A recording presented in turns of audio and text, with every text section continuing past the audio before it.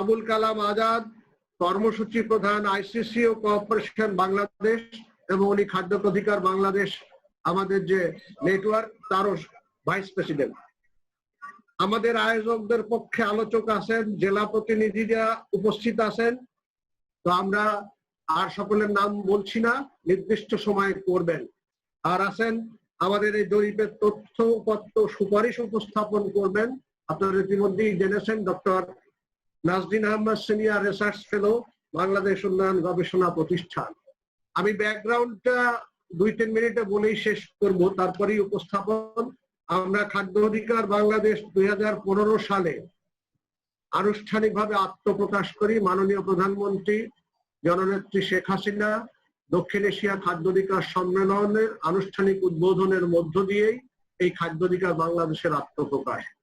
সেই থেকে আমরা দরিদ্র এবং অতি দরিদ্র মানুষের খাদ্য ও পুষ্টি অধিকার নিশ্চিত করার জন্য আমাদের দেশের কর্মসূচির অংশ হিসেবে সামাজিক নিরাপত্তা কর্মসূচি, কৃষি, ভূমি, পানি সহ এই সমস্ত ইস্যু নিয়ে যেমন কাজ করি, তার পাশাপাশি আমাদের মূল লক্ষ্য এবং দাবি হচ্ছে যে দরিদ্র এবং অতি দরিদ্র মানুষের জন্য খাদ্য ও পুষ্টি নিশ্চিত করার জন্য একটি আইন প্রণয়ন করা।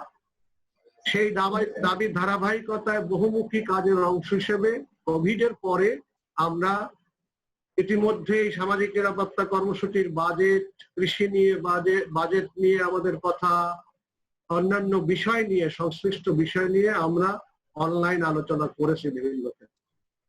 আমরা তাৎক্ষণিকভাবে করিনি, হাতে একটু সময় নিয়েছি যে প্রকৃত পক্ষে দরিদ্র এবং অতি দারিদ্র মানুষের উপরে খাদ্য এবং পুষ্টির বর্তমান বাস্তবতা কি, সেই বিষয়টা নিয়ে যাতে একটা অনেক সময় নিয়ে অনেকভাবে গবেষণা না করেও একটা দ্রুত জরিপের মাধ্যমে কি আসে এটা দেখার জন্য আমরা সিদ্ধান্ত নিই, এবং সেই সিদ্ধান্তের আলোকেই আজকে আমাদের এই উপস্থাপনা। এই উপস্থাপনার ক্ষেত্রে কাজ করেছেন, আমি যদি বলি এইভাবে, ডক্টর নাজনীন গাইড করেছেন, সমন্বয় করেছেন। তার পাশাপাশি আমাদের খাদ্য অধিকার বাংলাদেশের সচিবালয় ওয়েব ফাউন্ডেশনের অফিস, এখানে সমন্বয়কারী হিসাবে কানিস ফাতেমা, আমাদের গভর্নেন্স প্রোগ্রামের সমন্বয়কারী নির্মল দাস, আমাদের গভর্নেন্স প্রোগ্রামের কর্মী সজীব রহমান সহ সচিবালয়ের আরো বেশ কয়েকজন এই প্রক্রিয়ার কাজের সাথে যুক্ত ছিলেন। এবং সবচেয়ে বেশি গুরুত্বপূর্ণ যারা যুক্ত ছিলেন 8 বিভাগের 37 জেলার খাদ্য অধিকার বাংলাদেশ জেলা কমিটির নেতৃবৃন্দ, যারা এই জরিপের কাজটা পুরোপুরি সফল করেছেন। তো তাদের সকলকে ধন্যবাদ জানিয়ে, শ্রদ্ধেয় প্রধান অতিথি সহ সম্মানিত অতিথিদের ধন্যবাদ জানিয়ে আর কোনো সময় না নিয়ে আমরা সরাসরি উপস্থাপনায় চলে যাচ্ছি। তো আমি অনুরোধ করছি উপস্থাপনা করবেন ডক্টর নাজনীন আহমেদ। আপনারা কি সবাই স্ক্রিনটা দেখতে পাচ্ছেন? আমি যে উপস্থাপনাটা করব সেটা স্ক্রিনটা দিয়েছি। আমি দেখতে পাচ্ছি, সবাই দেখতে পাচ্ছেন কিনা জানি না। আচ্ছা, আশা করি দেখা যাচ্ছে। ঠিক আছে, সবাই একটু মিউট করলে আমি সবার সভাপতির অনুমতিক্রমে প্রেজেন্টেশন দিচ্ছি। আজকের অনুষ্ঠানের সম্মানিত প্রধান অতিথি, খাদ্য মন্ত্রণালয়ের সম্মানিত সচিব আমার প্রিয় স্যার কাজী খলিকুজ্জামান আহমদ, এবং আজকে যারা আলোচক আছেন মহসিন ভাই সহ যারা আয়োজক, সকলকে ধন্যবাদ জানিয়ে শুরু করছি। আমি প্রথম দিকের স্লাইড গুলো খুব দ্রুত চলে যাব এই জন্য যে আমরা যাতে মূল বিষয়টাতে যেতে পারি, কারণ মহসিন ভাই ইতিমধ্যে একটা ভূমিকা দিয়েছেন। আপনারা দেখতে পাচ্ছেন যে খাদ্য অধিকার বাংলাদেশ তাদের উদ্যোগে যে গবেষণাটি পরিচালিত হয়েছে, যার পরিসংখ্যানগুলো অ্যানালিসিস এবং করার ক্ষেত্রে আমি কাজ করেছি, এবং সেই জায়গায় এই আপনারা জানেন যে 37টি জেলা থেকে 8টি বিভাগকে কভার করে এই পরিসংখ্যান আনা হয়েছে। এক্ষেত্রে বলা বাহুল্য যে খাদ্য অধিকার বাংলাদেশের যারা জেলা প্রতিনিধি যারা কাজ করেন, তারা কিন্তু দীর্ঘদিন ধরেই আসলে মানুষের, বিশেষ করে দরিদ্র মানুষের তাদের যে খাদ্যের নিরাপত্তা সেটা কিভাবে বিঘ্নিত হচ্ছে বা সেটার জন্য কি করণীয়, এই বিষয়ে কিন্তু দীর্ঘদিনের তাদের অভিজ্ঞতা। ফলে সেই অভিজ্ঞতার আলোকেই এইখানে চেষ্টা করা হয়েছে যে দরিদ্র মানুষকে কভার করতে। যদিও এখানে দরিদ্র বলতে একেবারে যদি আমরা জাতীয় সংজ্ঞা অনুসরণ করি তাহলে হয়তো কিছু মানুষকে আপনি পাবেন যে হয়তো দারিদ্র সীমার সামান্য উপরে, কিন্তু এরা মূলত মোটা দাগে যদি আমি বলি যে এরা আইদার দারিদ্র আমাদের সীমা যেটা সেটার নিচে অবস্থান করেন অথবা তার একেবারে আশেপাশে অবস্থান করেন। সেই অর্থে দরিদ্র মানুষের উপরেই তাদের অবস্থা কি সেইটা বোঝার চেষ্টা করা হয়েছে। মূলত তাদের খাবার এবং পুষ্টি সেই দিকে মনোযোগ দেওয়া হয়েছিল এই কুইক অ্যাপ্রাইজাল, যেটা দ্রুত একটা স্টাডি। তাতে এই কথাগুলো শুরুতেই বলা হয়েছে এবং এই গবেষণার মূল উদ্দেশ্য ছিল যে তাদের লাইভলিহুডের কোনো পরিবর্তন হয়েছে কিনা, ফলে খাদ্য পুষ্টিতে কি পরিবর্তন হয়েছে। তবে এর পাশাপাশি আমরা একটু এই স্টাডিতে দেখার চেষ্টা করা হয়েছে যে দরিদ্র মানুষের মধ্যে আসলে কোভিড-19 এই ভাইরাসের যে স্বাস্থ্য সচেতনতা সেইটা কতটা আছে বা সেটার ব্যাপারে তাদের কি চিন্তা ভাবনা, ওই ব্যাপারেও কিছু প্রশ্ন ছিল। খুব সংক্ষিপ্ত একটি প্রশ্নের কোয়েশ্চেনিয়ারের একেবারে একটা কোয়েশ্চেনিয়ার সার্ভে এটা করা হয়েছে। এবং আমি যদি বলি যে এখানে এই কোয়েশ্চেনিয়ার সার্ভেটা আপনারা দেখছেন যে এটা 834 জনের উপরে করা হয়েছে। বিভিন্ন জেলা থেকে কোন বিভাগে কতটি জেলা অন্তর্ভুক্ত ছিল এখানে দেখা যাচ্ছে। মোট 37টি জেলা কভার করা হয়েছে এবং এক একটি জেলায় কোন জেলায় 15 জন, কোন জেলায় 20 জন, এরকম করে 40 জন পর্যন্ত কভার করা আছে। তো এই এরপরে যদি আমরা যাই আমরা দেখবো যে মানুষগুলোকে আগেই বলছিলাম কভার করা হয়েছে তারা মূলত দরিদ্র, এবং এখানে যাদের ডেইলি ইনকামও দেয়া আছে এদের অনেকেরই কিন্তু ইনকামটা প্রতিদিন হয় না। ফলে মান্থলি ইনকামে যে এদের 6 থেকে 7 হাজার কিছু কিছু ব্যক্তির আছে, বাট বেশিরভাগেরই আসলে মাসে 2,500-3 হাজার বা 3,500-4 হাজার স্বাভাবিক অবস্থায়। এই আয়গুলা সাধারণ অবস্থায় অর্থাৎ কোভিড-19 এর প্রাদুর্ভাবের পূর্বে একটা অ্যাভারেজ ইনকাম ছিল তাদের এরকম। এবং আমরা দেখতে পাচ্ছেন যে যাদেরকে এই জরিপে কভার করা হয়েছে তারা রিক্সা, ভ্যান, পুলার, স্কুটার চালায়, কেউ ট্রান্সপোর্টের ড্রাইভার, কেউ একটা সেলুন পরিচালনা করে, কেউ বিউটি পার্লারে ওয়ার্কার হিসেবে কাজ করে, হাউস হোল্ড হেল্প আছে প্রচুর। এবং আমরা পরবর্তীতে দেখবো বেশিরভাগ মানুষ যাদেরকে আমরা কভার করেছি তারা ডে লেবারার কিংবা খুব ক্ষুদ্র ব্যবসা চালান বলতে রাস্তার পাশে হয়তো একটা কিছু নিয়ে বিক্রি করেন, এই ধরনের পেটি বিজনেস আছে, বা খুব ছোট দোকান আছে যেমন টি স্টল কিংবা একটা সিগারেট বিক্রির, পান বিড়ি বিক্রির দোকান, এই ধরনের ছোট শপ আছে। তো সেই জায়গাতে যদি আমরা দেখি এটাও ঠিক যে আমরা যাদেরকে কভার করেছি, যাদের সাক্ষাৎকার নেওয়া হয়েছে তার মধ্যে মেল ফিমেল দুটাই ছিল। এবং যদি আমরা টোটাল স্যাম্পলটা দেখি যে 834 জনের মধ্যে 56 ভাগ বা 57 ভাগ ছিল মেল আর 43 ভাগ ছিল ফিমেল। মোটামুটি একটা সমতা এসছে আর কি, যে উভয়কেই কভার করা হয়েছে। এবং এখানে যাদেরকেই করা হয়েছে এই 834 জনই কিন্তু কোনো না কোনো কাজের সাথে যুক্ত ছিলেন, মানে এখানে কেউ ডিপেন্ড না। এখানে যাদেরকেই যুক্ত করা হয়েছে, যাদেরকে ইন্টারভিউ করা হয়েছে তারা কিন্তু নিজেরা কোনো না কোনো কাজের সাথে যুক্ত ছিলেন। এবং এখানে যেহেতু আমরা শেরপুর সহ আরো ময়মনসিংহ, শেরপুর এইসব জায়গা কভার করেছি, সো আমাদের এথনিক গ্রুপের বা নৃতাত্ত্বিক যে গোষ্ঠী আছে সেইখানেরও 40 জনকে কভার করা হয়েছে। সুতরাং আমি বলবো যে রেজাল্টটা যেটা আসছে সেটা সব আমাদের এথনিসিটিটাও মানে কভার্ড হয়েছে। এবং আপনারা দেখছেন যে গ্রামীণ এবং শহরের দুই ধরনের জায়গা থেকেই কিন্তু রেসপন্ডেন্ট ছিল। কাজেই নগর দরিদ্র এবং গ্রামীণ দরিদ্র উভয় গ্রুপকেই এখানে কভার করা হয়েছে এই স্টাডিতে। বিভিন্ন বয়সের ছিল, আগেই বলেছি এরা কোনো না কোনো কাজের সাথে যুক্ত। 15 থেকে 50-এর ঊর্ধ্ব ছিলেন। তো এখানে যারা আবার 36 থেকে 50 বছর বয়সে তারা ভাববেন না তাদেরকে মধ্যবয়সী বানিয়ে দিলাম কেন 36 বছর বয়সে। আমরা আসলে এটা এই জরিপের চিন্তা বোঝার জন্য যে কত মানুষ কোন গ্রুপে পড়ে সেটা দেখানোর জন্য আমরা দেখলাম যে বেশিরভাগ 50% মানুষই হচ্ছে যারা পূর্ণোদ্যমে কাজে থাকেন সেই বয়সটাতে। কিছু কিন্তু আমাদের একেবারে অতি ইয়াংও আছে এবং 50 ঊর্ধ্ব আমাদের 141 জন এখানে আছেন। এবং বিভিন্ন ফ্যামিলি সাইজ তাদের, কারণ আমরা আসলে 834 কিন্তু ব্যক্তি, তো তারা তো কোনো না কোনো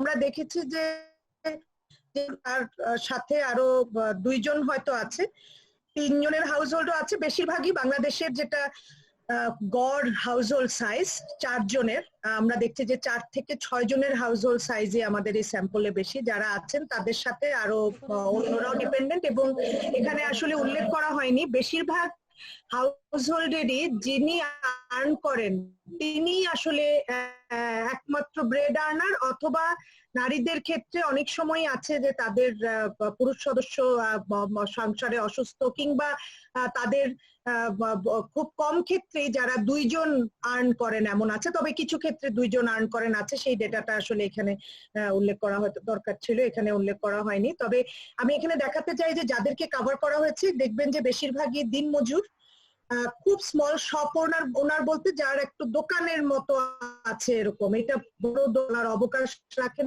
না, এই দোকান থেকে মাসে তার হয়তো 6 থেকে 7,000 টাকার মতো ইনকাম হয়, এত ছোট দোকান। আর মাইক্রো বিজনেস বলতে বোঝাচ্ছি যে হয়তো ফেরি করে কোনো জিনিস বিক্রি করেন, এই ধরনের যার ব্যবসা আছে।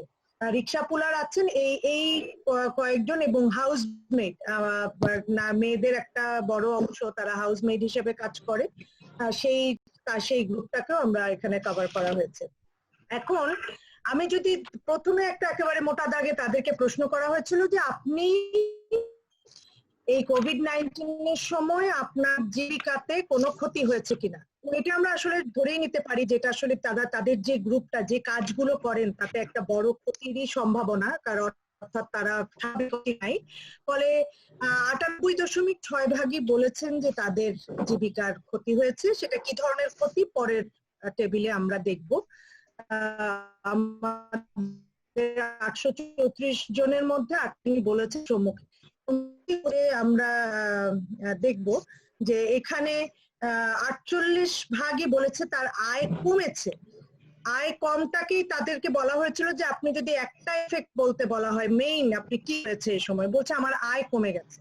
তার মধ্যে যারা দোকানের ছিলেন বা যাদের আসলে দোকান আছে তারাই মূলত বলছেন যে সেল কমে গেছে। তো সেল কমা মানেও কিন্তু আয় কমা, তবে সেটা কিন্তু এর মধ্যে পড়বে না। এটা হচ্ছে যারা শুধু বড় আমরা নিয়েছি, বলেছে আমার ইনকাম কমে গেছে। কারো কারো দোকান বন্ধ হয়ে গেছে, তবে কিছু আছেন যারা বলেছেন যে একদমই তার ইনকাম নাই, ইনকাম পুরো বন্ধ হয়ে গেছে। চাকরি করতেন এমন যারা জবলেস হয়েছেন, এবং আমরা দেখতে পাচ্ছি যে কোনো ইনকামও নাই, আবার অন্যদিকে লোনের বার্ডেন আছে, অর্থাৎ তার ঋণ আছে, আগের কোনো ঋণ, এটা কোভিড পূর্ব ঋণ আছে, এরকমও কিন্তু কিছু ব্যক্তি ছিলেন। হচ্ছে দেখছি বড় রকমের যেটা বলা হচ্ছে যে এই সবগুলাই যদি চিন্তা করি মানুষের আয় আইদার বন্ধ হয়ে গেছে অথবা আয় ড্রাস্টিক্যালি ফল করেছে। এবং তারা তাহলে 3 ধরনের যদি মূল ড্যামেজ যদি বলি, ডিক্লাইন ইন ইনকাম, তাদের সেল কমে যাওয়া, এবং লস অফ জব, অর্থাৎ যারা ব্যবসায় আছেন কি চাকরিতে আছেন সবারই আমরা দেখছি যে লাইভলিহুডের একটা বড় রকমের ক্ষতিতে তারা পড়েছেন। আমরা যেহেতু বিভিন্ন ডিস্ট্রিক্টের ডেটা নিয়েছি, আমরা দেখলাম যে সিলেট ডিভিশনে যারা ছিলেন তারা একেবারে প্রায় সবাই বলেছেন যে তার ইনকাম কমে গেছে, এবং আমরা পরবর্তীতে দেখব যে ময়মনসিংহ এরও আসলে যাদেরকে কভার করেছি তাদের বড় রকমের ক্ষতি তারা রিপোর্ট করেছেন। এবং আমরা তারপর তাদেরকে জিজ্ঞেস করেছিলাম ঠিক আছে যেহেতু আপনার ইনকাম কমে গেছে তাহলে কি আপনি অকুপেশন চেঞ্জ করেছে কিনা এই সময়ের ভিতরে। তো আমরা দেখলাম যে অকুপেশন ইনকাম কিন্তু কমেছে 98%, দেখেন অকুপেশন চেঞ্জ করেছে মাত্র 6%। তা থেকে বোঝা যাচ্ছে যে আসলে এটা খুব ইজি না যে একটা কাজ আমি করি সেখান থেকে আরেকটাতে চলে যাবে, এটা খুব সহজ নয়।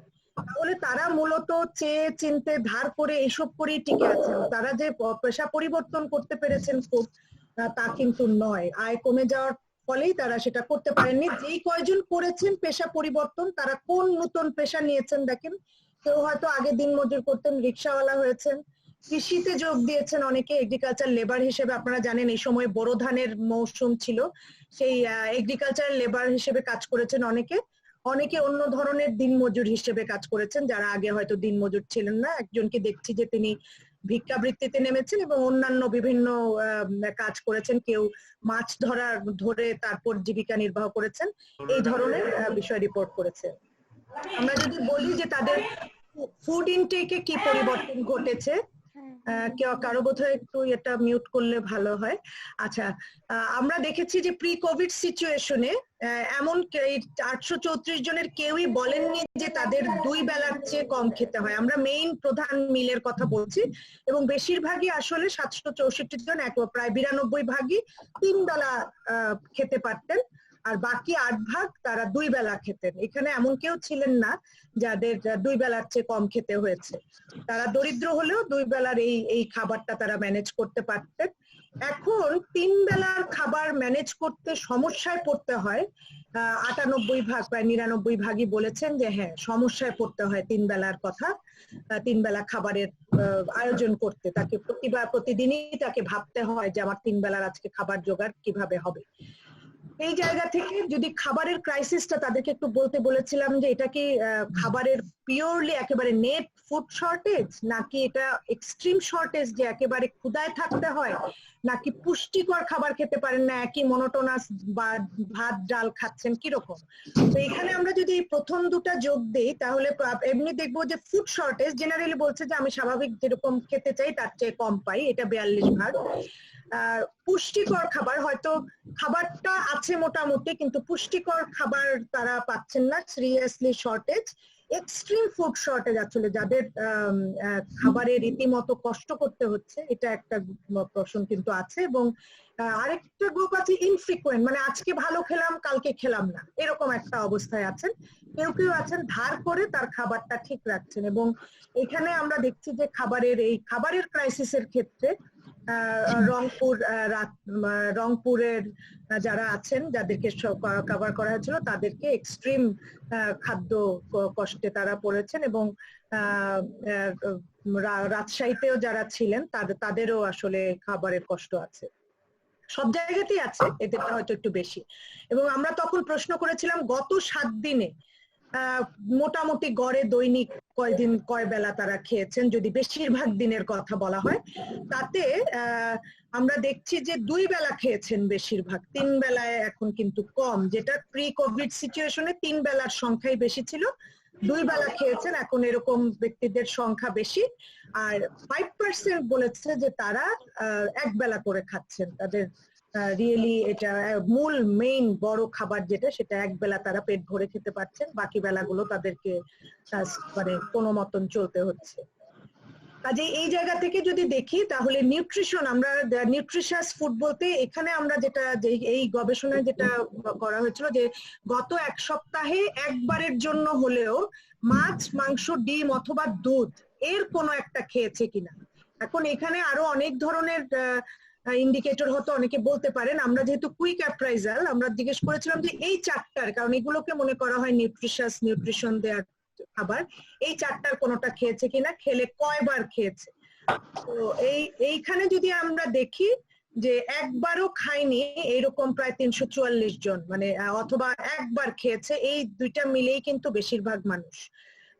2 বার খেয়েছে সারা সপ্তাহে, কিন্তু এর বেশি কিছু আছে যে যারা হয়তো আমরা আগেই দেখেছি যে খুব অল্প প্রপোর্শন একটা মানুষ তারা কিন্তু বলেছে তারা সমস্যায় নাই, তারা দরিদ্র অবস্থা, অল্প আয়ের মানুষ হলেও তারা হয়তো কোনো না কোনো ভাবে ম্যানেজ করছেন। কিন্তু আমরা যদি প্রথম এই দুটা ধরি, যে তাহলে দেখবো যে একটা বড় অংশ মানুষ কিন্তু আইদার খাননি একেবারেই এই পুষ্টিকর খাবারগুলো, অথবা একবার খেয়েছে। পরে যদি যাই যে আমাদের তাহলে সব রেসপন্ডেন্টদের মধ্যে এই যে যাদেরকে আমরা ইন্টারভিউ করেছি তাদের পরিবারে আমরা বোঝার চেষ্টা করেছিলাম যে যদি নিউট্রিশাস ফুড না খেয়ে থাকে বা একবারের জায়গায় খেয়ে থাকে, সেই পরিবারগুলোতে শিশু আছে কিনা। শিশু থাকলে তাদের উপরে এর প্রভাবটা বেশি পড়ার কথা। তো দেখা গেছে যে 834 জন যাদেরকে ইন্টারভিউ করা হয়েছিল তাদের 302 জনের পরিবারে শিশু আছে। তার মানে এই 36 ভাগ পরিবারে এরা যদি ওই অংশে পড়ে যেখানে আদৌ খায়নি কিংবা একবার খেয়েছে, তাহলে তাদের পরিবারের শিশুরা কিন্তু নিউট্রিশনের যে অভাবটা সেই রিস্কে পড়ার সম্ভাবনা তৈরি হয়ে গেল। এবং এখানে বাড়তি আবারও জিজ্ঞেস করা হয়েছিল যেই পরিবারগুলোতে যারা বলেছে যে আমাদের পরিবারের শিশু আছে, তাদেরকে জিজ্ঞেস করা হয়েছিল যে এই শিশুর জন্য বাড়তি কিছু করা হয় কিনা, কোনো বাড়তি খাবারের ব্যবস্থা রাখা হয় কিনা। 27% বলেছে যে তারা কিছু বাড়তি খাবার দিতে পারে, কিন্তু সেটা নট নেসেসারিলি খুব নিউট্রিশাস ফুড, মেইনলি শিশুর জন্য আলাদা করে সুজি, ডাল, খিচুড়ি অথবা দুধ সেইটার ব্যবস্থা করা হয়। এরা বলছে যে না, সবসময় মাছ কিংবা ডিম না, তবে শিশুর জন্য আলাদা করে এই ব্যবস্থাগুলো করা হয়, যেহেতু 2 থেকে 5 বছরের শিশু। কিন্তু আপনারা দেখেন যে যারা যে 302টা পরিবারের শিশু আছে, তাদের যে 302 জনের পরিবারে তাদের কিন্তু 72% বলছে যে শিশুর জন্য তারা আলাদা কোনো কিছু করতে পারে না। সুতরাং তাদের যে অবস্থা মানে খাবারের যোগানের, শিশুদের জন্য সে একই অবস্থা। আমরা আরো এই জরিপে আরো জিজ্ঞেস করা হয়েছিল যে যারা ছিলেন জরিপে তাদের পরিবারে প্রেগনেন্ট মহিলা, গর্ভবতী নারী অথবা শিশুকে দুধ পান করাচ্ছেন এমন নারী আছেন কিনা, ল্যাকটেটিং মাদার আছে কিনা। আমরা দেখতে পাচ্ছি যে 124 জন বলেছেন যে তাদের পরিবারে আইদার গর্ভবতী নারী অথবা ল্যাকটেটিং মাদার, শিশুকে দুধ পান করান এমন নারী আছে। এবং এই 124 জনের মধ্যে তারা বলেছে যে তাদের যে পরিবারে যে এই ধরনের নারী আছেন তাদের জন্য কিছু এক্সট্রা নিউট্রিশাস ফুড তারা দিতে পারেন, 11 জন বলেছেন। বাকিরা কিন্তু তারা মানে 90%ই বলছে যে তারা কোনো কিছু এক্সট্রা দিতে পারেন না। এবং সেই ক্ষেত্রে আমরা যেহেতু আগে দেখেছি যে আমাদের বেশিরভাগ পরিবারই হচ্ছে যে তার নিউট্রিশাস ফুড খাচ্ছে না, প্রায় 87% পরিবারের মতো। ফলে এটা কিন্তু তার মানে ওই পরিবারগুলার যারা প্রেগনেন্ট ওমেন বা ল্যাকটেটিং মাদার আছেন তাদের পুষ্টিতে কিন্তু প্রভাব পড়ছে বলেই সেই রিস্কটা কিন্তু তৈরি হয়েছে। তাদেরকে যখন জিজ্ঞেস করা হয়েছিল যে এই কোভিড সিচুয়েশনে কিভাবে তারা টিকে আছেন, তো সেই ক্ষেত্রে বলে আমরা আমাদের মূল মানে এই স্টাডির মূল বিষয় ছিল দেখা যে তারা কোনো ক্যাশ সহায়তা পেয়েছেন কিনা, খাদ্য সহায়তা পেয়েছেন কিনা, অথবা রান্না করা খাবার বিতরণ হয়েছে অনেক সময় তার কোনো সুবিধা পেয়েছেন কিনা। পেয়েছেন এমন বলেছেন অর্ধেক, প্রায় 48.6% মানে 47% বলেছেন যে তারা এই 3 ধরনের সহায়তার কোনো না কোনো পেয়েছেন, কিন্তু বাকি অর্ধেক কিন্তু এই কোনো ধরনের সহায়তা পাননি। কাজে এই চিত্রটা আমাদের মনে রাখতে হবে যে আমরা দরিদ্র মানুষের জন্য যে কর্মসূচিগুলা সেইখানে কিন্তু এখনো প্রায় অর্ধেক দরিদ্র মানুষ কিন্তু তারা সহায়তার মধ্যে আসতে পারেনি। তো যারা সহায়তা পেয়েছেন তাদেরকে জিজ্ঞেস করা হয়েছিল যে এটা কি সরকারি সহায়তা না বেসরকারি বিভিন্ন উদ্যোগ। 53% বলেছেন যে এটা সরকারের সহায়তা পেয়েছেন, আর 47% বলেছেন তারা বেসরকারি উদ্যোগের বিভিন্ন সহায়তা পেয়েছেন। কাজেই যারা যেই 405 জন বলেছিলেন যে তারা সহায়তা পেয়েছেন তার অর্ধেক সরকারি বা অর্ধেকের একটু বেশি সরকারি সহায়তা, আর বাকিরা বেসরকারি পর্যায়ের বিভিন্ন উদ্যোগের সহায়তা পেয়েছেন। এবং তাদেরকে বলা হয়েছিল সহায়তাতে তারা সন্তুষ্ট কিনা বা সহায়তাটা যেটাকে বলে সাফিসিয়েন্ট কিনা। তো 55 জন মাত্র অর্থাৎ 13% বলেছেন যে যারা সহায়তা তারা সাফিসিয়েন্ট, অন্যরা বলেছেন এটা আসলে তাদের প্রয়োজনের তুলনায় খুব অল্প, প্রয়োজন যতটুকু তার তুলনায় খুবই অল্প। এবং তাদের আমি এই স্লাইডে যাওয়ার আগে শুধু আগের অংশের সারাংশ যেটা তাহলে হলো যে বড় অংশ মানুষের আয় কমে গেছে, আয় কমার ফলে তাদের যে খাবারের স্বাভাবিক যে 3 বেলা খেতেন সেইটা থেকে বিচ্যুত হতে হয়েছে অনেককে। এবং অনেক পরিবারের শিশু, গর্ভবতী নারী, ল্যাকটেটিং মাদার থাকার যে পরিবারগুলো তাদের জন্য আসলে এটা সবচেয়ে বেশি ঝুঁকির ব্যাপার হয়েছে। এবং আমরা দেখেছি যে তারা যে সহায়তাটা পান সেটা আসলে খুব সাফিসিয়েন্ট না, এবং 50% আসলে কোনো সহায়তার আওতায় আসতে পারেননি বা সহায়তার আওতায় আসেনি।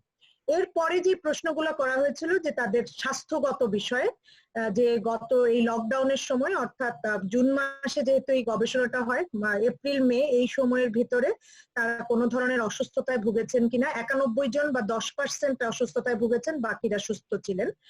এবং এইখানে যারা অসুস্থ হয়েছেন এই 91 জন তাদের মধ্যে বেশিরভাগই বলেছে জ্বর ছিল, তবে এটা আসলে কোভিড কিংবা কোভিডের কারণে জ্বর কিনা এমন ধরনের কোনো কিছু তারা বলতে পারেননি।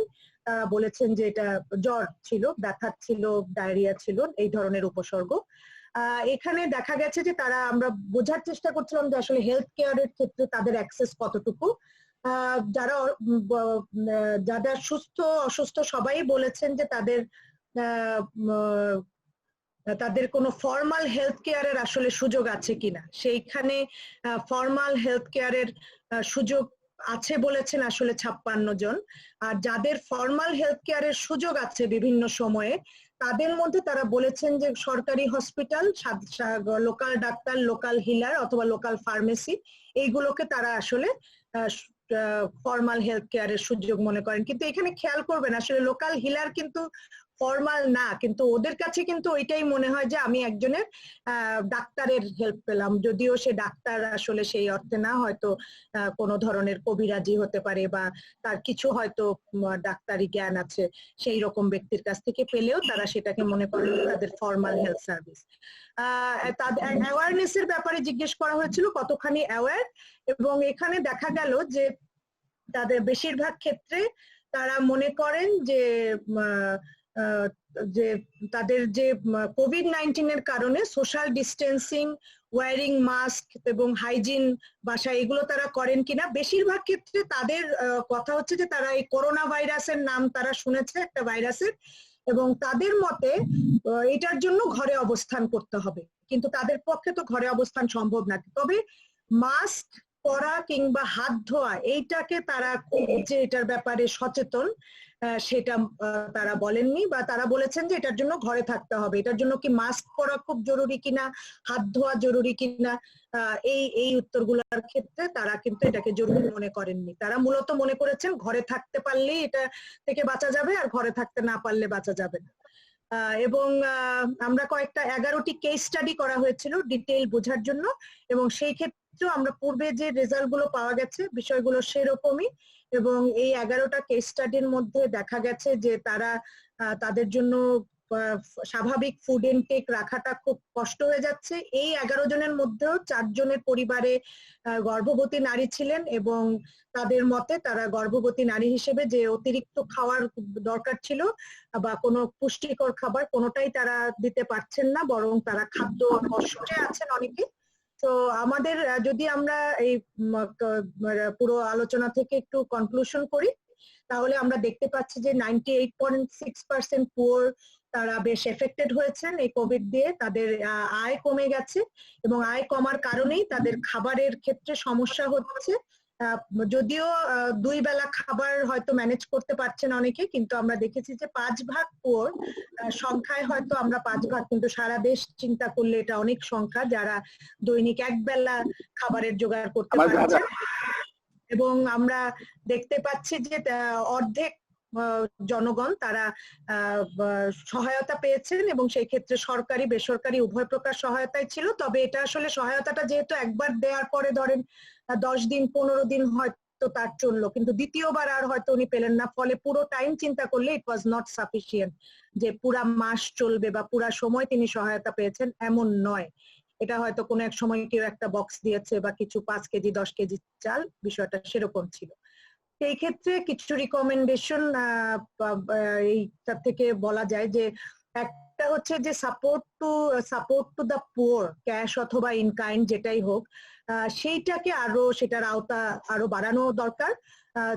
যখন আমরা টাকার ট্রান্সফার করছি তখন সেইটা তাদের হাতে যাতে পৌঁছায় সেই জায়গায় আমরা জানি যে সরকার ইতোমধ্যে চেষ্টা করছে মোবাইল ফাইন্যান্সিয়াল সার্ভিসটাকে, এই ডেটাটাকে শুদ্ধ করার, ভালো করার, এবং সেইটা দ্রুততার সাথে করতে হবে যাতে তাদের কাছে সুবিধা পৌঁছায়।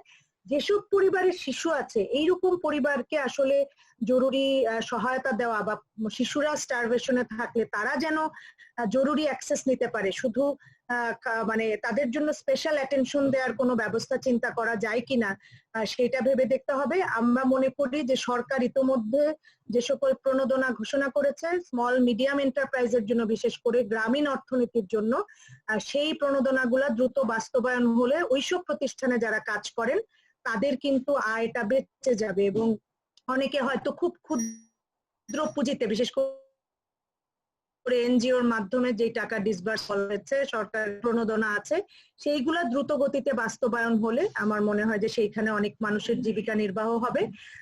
এবং আমাদের সাপ্লাই চেইন অফ এগ্রিকালচার, এটা খুব ইম্পর্টেন্ট। দেখা যাচ্ছে যে জায়গায় সাফিসিয়েন্ট এগ্রিকালচার প্রোডাকশন আছে কিন্তু অন্য জায়গায় পণ্যের দাম বেশি। সাপ্লাই চেইনটা সারা দেশে ঠিক রাখা উচিত, কোনো ধরনের লিকেজ যেন না হয়, কারণ আমরা এইসব ক্ষেত্রে দেখেছি যে লিকেজ হয়েছে। যেটুকু সরকার দিয়েছেন সেইখান থেকে হয়তো অনেকে কিছু লিকেজ ছিল। এবং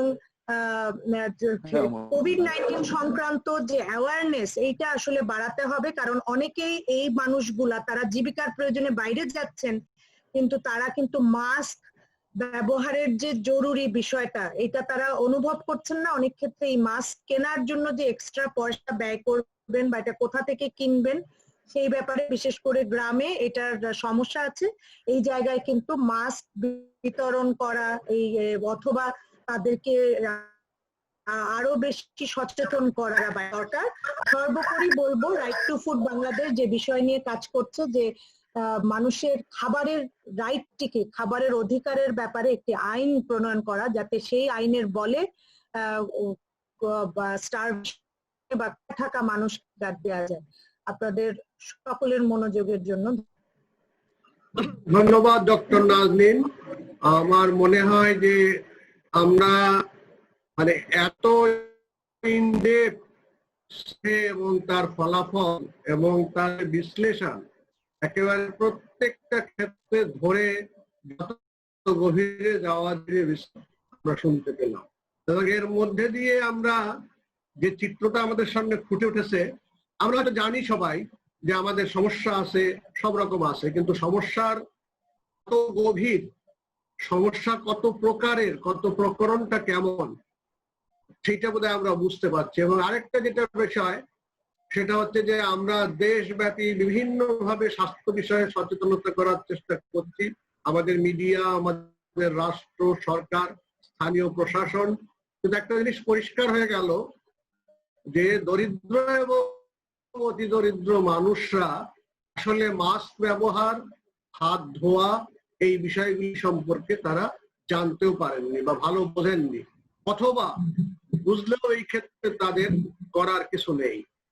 আর যেটা সেটা হচ্ছে যে পুষ্টি, বিশেষ করে শিশুদের ক্ষেত্রে পুষ্টি একটা বিষয়, আর সর্বোচ্চ সংখ্যক মানুষের আয়ে কোনো না কোনো ভাবে ক্ষতি হয়েছে। এবং তার মধ্যে আরেকটা যেটা বিষয় সেটা হচ্ছে যে 72% উপর মানুষ এখন 2 বেলা খেতে পারে, 3 বেলা পায় না। এই যে একটা ভয়ানক পরিস্থিতি, এই পরিস্থিতিটা আমাদের বোঝার ক্ষেত্রে আমি মনে করি যে এর থেকে ভালো ডকুমেন্ট আর হতে পারে না। তো আমরা আলোচনায় যাব, বিভিন্ন অংশগ্রহণকারী আমাদের এক মিনিট মানে করি, আমাদের সাথে যুক্ত আছেন অনেক গণমাধ্যমের বন্ধুরা, ডেইলি স্টার, বণিক বার্তা, ইত্তেফাক, কালের কণ্ঠ, যুগান্তর, ভোরের কাগজ, জনকণ্ঠ।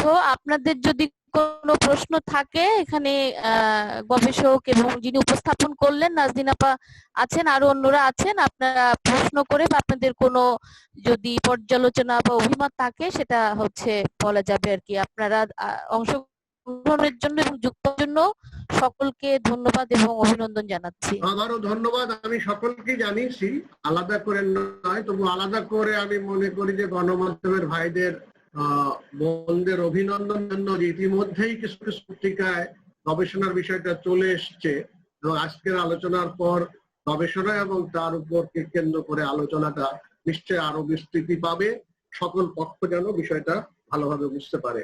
আপনারা যে কোনো সময় প্রশ্ন করতে পারেন, একটুখানি নক করলেই হবে।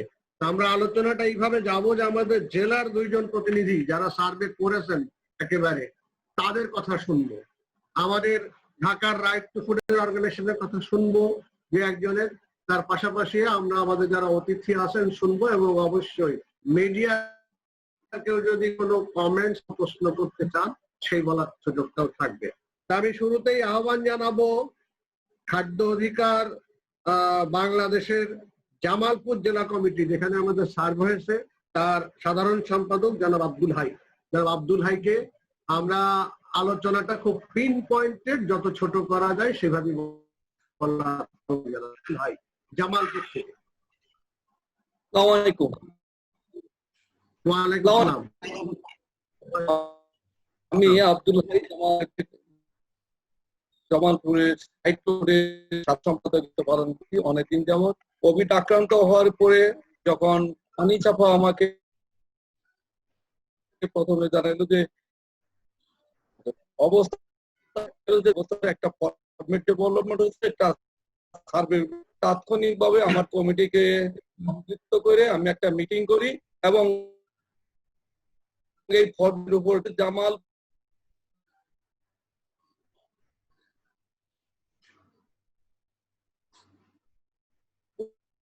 জেলা সদরে আমাদের কৃতিত্ব আছে হলো আলোকিত সমাজ।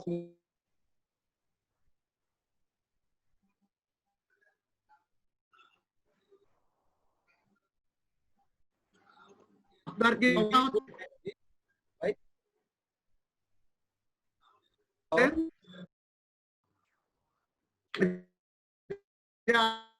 আপনি পরে আর এবং আমি ওই কর্মীদের আমি ক্রাইটেরিয়া করে হাউস ওয়াইফ করে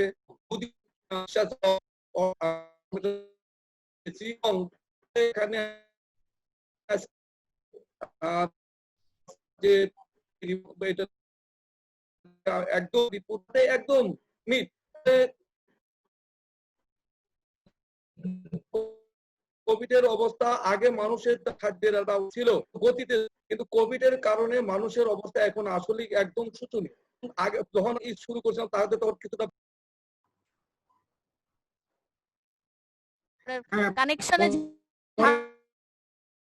ঝামেলা হচ্ছে। ধন্যবাদ। আপনারটুকু বলে মন্তব্য পরিস্থিতি এবারে আমি আহ্বান জানাবো শেরপুর জেলা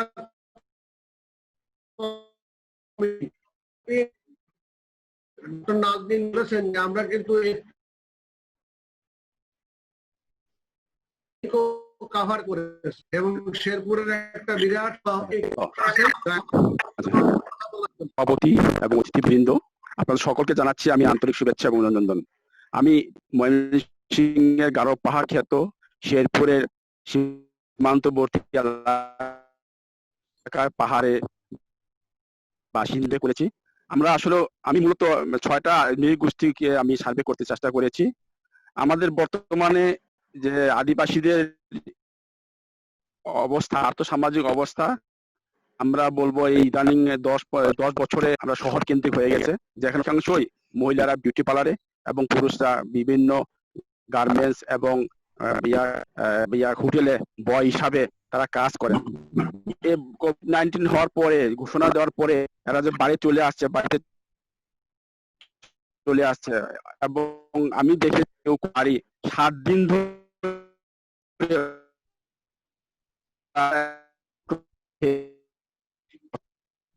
চেয়ারম্যান কোন আর যখন আমি আমার এলাকায় দেখেছি অনেক মানুষদের এই হাহাকার অবস্থা। আর যারা ছিলেন ওই যে যারা ছিল ওই ঢাকা বাসা বাড়িতে মোবাইল ছিল 25-30 হাজার টাকার,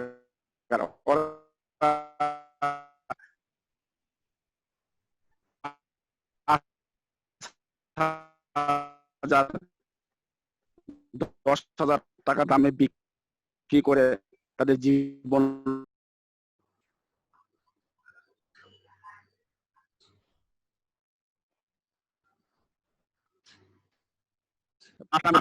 এখন বলা হইতেছে মাধ্যমে আপনাদের এর মাধ্যমে আপনারা স্ক্রিন টাচের মাধ্যমে ক্লাস করেন, কিন্তু এখন কোথায় টাকা পাবে কোথায়? আর নেটওয়ার্কের যে সমস্যা, আমিও এই যে এখন বর্তমানে যে আপনাদের সঙ্গে আলাপ করব বা আলোচনা করব, আধা ঘন্টা থেকে আমি চেষ্টা নেটওয়ার্কের জন্য। আমি আপনারা দেখতে পাচ্ছেন আমার পুকুর, আমি অনেক দূরে আসি, আমার বাড়ি থেকে এসে এখানে বসে আমি যে নেটওয়ার্ক পেয়েছি। আমাদের এলাকার ছাত্রছাত্রীরা কিভাবে তারা এই ডিজিটাল যে লেখাপড়া করবে আমার বোধগম্য নয়। তার একটা টাকা পয়সার ব্যাপার স্যাপার আছে, যে ভাই এমবি কিনতে হয়, টাকা পয়সা দিতে হয়, এটা আসলে আমরা দুঃখজনক। আমরা এটা বলতে চাচ্ছি, এই যে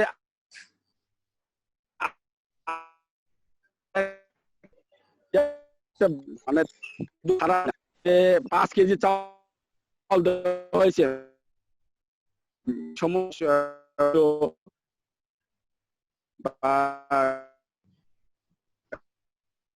সরকারি ভাবে ফ্যামিলিকে মানে সদস্য দেয় না দুই এটা আর বাকি যদি মাসটা আমি হিসাব করি বাকি 28 আচ্ছা আচ্ছা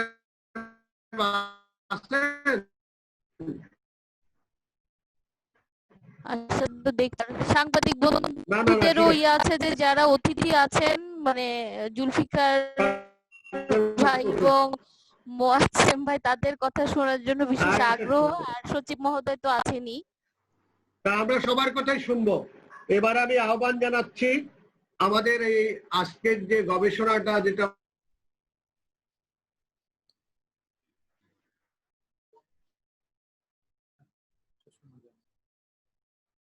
সহজ খাদ্য অধিকার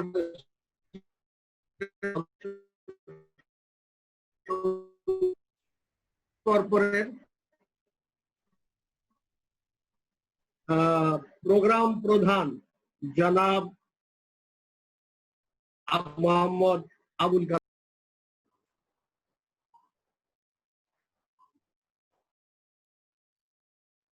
আমাদের অফিস নেদারল্যান্ড বেসড অর্গানাইজেশন, আপনারা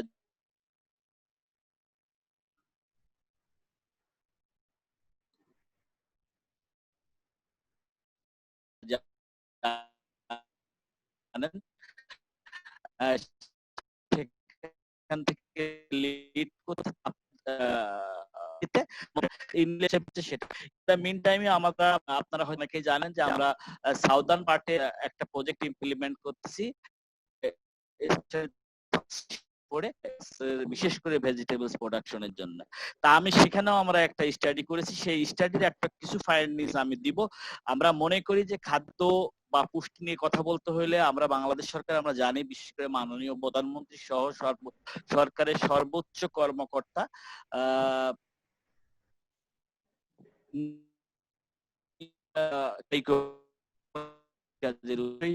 সমস্ত কার্যক্রম কৃষি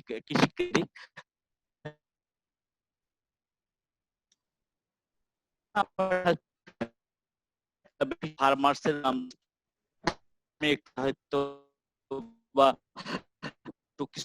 সচিব মহোদয় আছে, বিভিন্ন স্টেক হোল্ডার এখানে আছে, যাতে এটাকে ওয়ে ফরওয়ার্ড করা ভালো অবস্থা যাওয়ার জন্য গভর্নমেন্টের একটা প্রণোদনা আছে, এনজিও দের মাধ্যমে কিছু টাকা দেওয়া।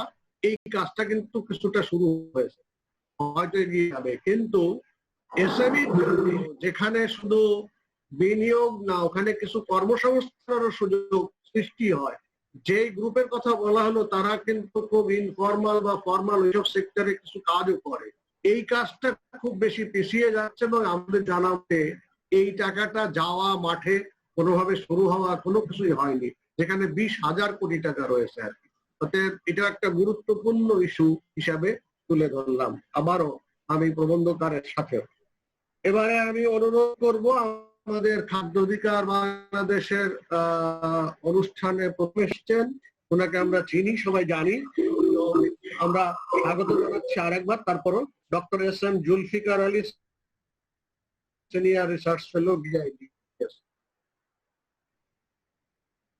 আমরা আপনাকে বলার জন্য আমন্ত্রণ। তুমি ধন্যবাদ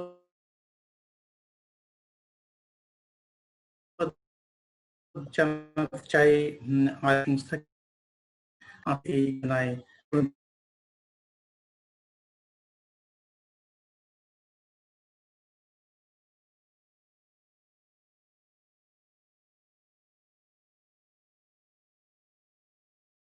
পাচ্ছি কিন্তু ভালো। জি, ওকে, রাইট।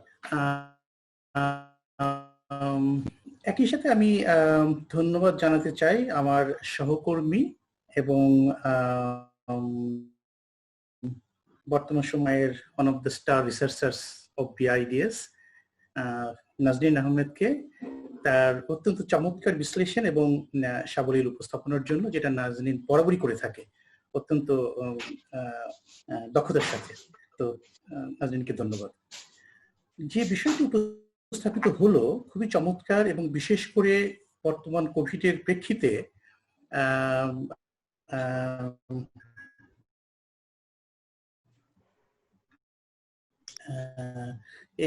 এই বিষয়টি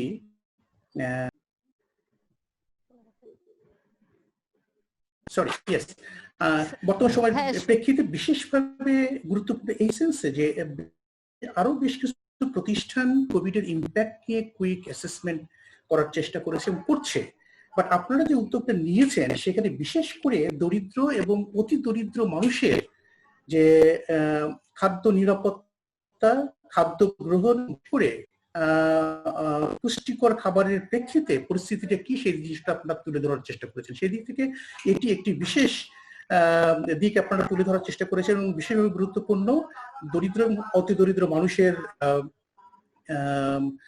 কথা বিবেচনা করে, এবং এটার একটা গুরুত্বপূর্ণ ইমপ্লিকেশন আমাদের নিউট্রিশন স্ট্যাটাসের উপর পড়তে বাধ্য, সেই কথাটাই আমি পরবর্তীতে আসছি। এবং বিশেষ করে এখানে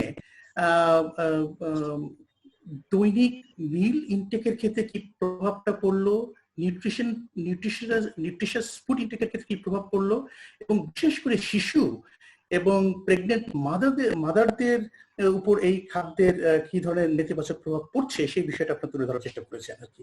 সেই দিক থেকে এই স্টাডিটি বিশেষভাবে গুরুত্বপূর্ণ, এবং এইটা আমার মনে হয় যে এটার একটা গুরুত্বপূর্ণ পলিসি ইমপ্লিকেশন আছে এবং এটা সরকারের জন্য এটা গুরুত্বপূর্ণ একটা তথ্য প্রদান করবে, যেটার ভিত্তিতে আগামী দিনে কোভিড থেকে রিকভারির ক্ষেত্রে আশু করণীয় কি, খাদ্য নিরাপত্তা এবং নিউট্রিশনাল স্ট্যাটাসটাকে পুনরুদ্ধারের জন্য আর কি সেই জিনিসটা আমাদেরকে হেল্প করবে আর কি।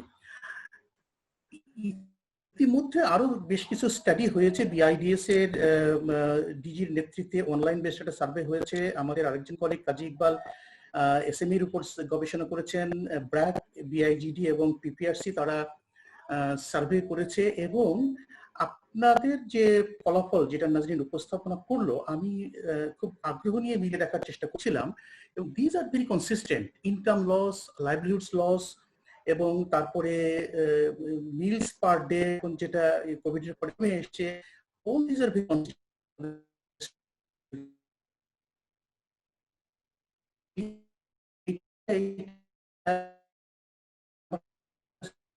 হচ্ছে যে ভেরি ভেরি ভেরি গুরুত্বপূর্ণ আলোচনা এবং পলিসি নেওয়া যেতে পারে। আমি একটু ম্যাক্রো পিকচার অংশ হিসেবে নিউট্রিশন নিয়ে কাজ করছিলাম আর কি। সেখানে আমাদের স্টান্টিং এবং আন্ডারওয়েট মানে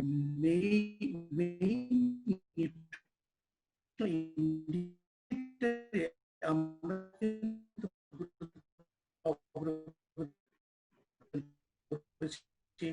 over the past years, বর্তমানে আমাদের আন্ডারওয়েট 21.9% এবং স্টান্টিং হচ্ছে 30% অর্জন করে আসছিলাম। But at the same time এই যে অর্জনের মধ্যেও দেয়ার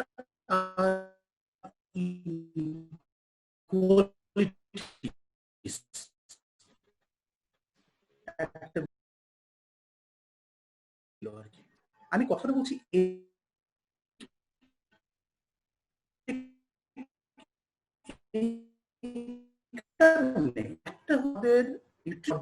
কিন্তু বইছিলাম না। আজকে কোভিড এর প্রেক্ষিতে আমরা দেখতে পাচ্ছি আপনাদের স্টাডিতে যে এখানে ফুড ইনটেকের উপর একটা গুরুত্বপূর্ণ প্রভাব পড়ছে, যদিও কোভিড এর হেলথ ইমপ্লিকেশনটা ইজ সাচ দ্যাট যে রিস্ক পুর অ্যালাইক এফেক্টেড হচ্ছে, বা প্রবাবলি হেলথ ইমপ্লিকেশনটা রিস্কদের উপর বেশি পড়ছে। কিন্তু যদি লাইভলিহুড এবং ইনকাম ইমপ্লিকেশনের কথা আমরা চিন্তা করি, ফুড ইনটেকের ইমপ্লিকেশনের চিন্তা করি, এটা কিন্তু ডিসপ্রপোর্শনেটলি পুয়ার এবং এক্সট্রিম পুয়ার বেশি সাফার করছে।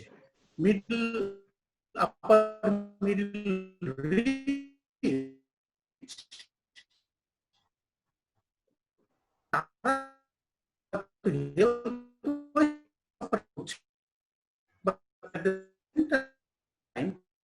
তাদের কিন্তু ইনকাম তেমন কোনো প্রভাব পড়ছে না আর কি।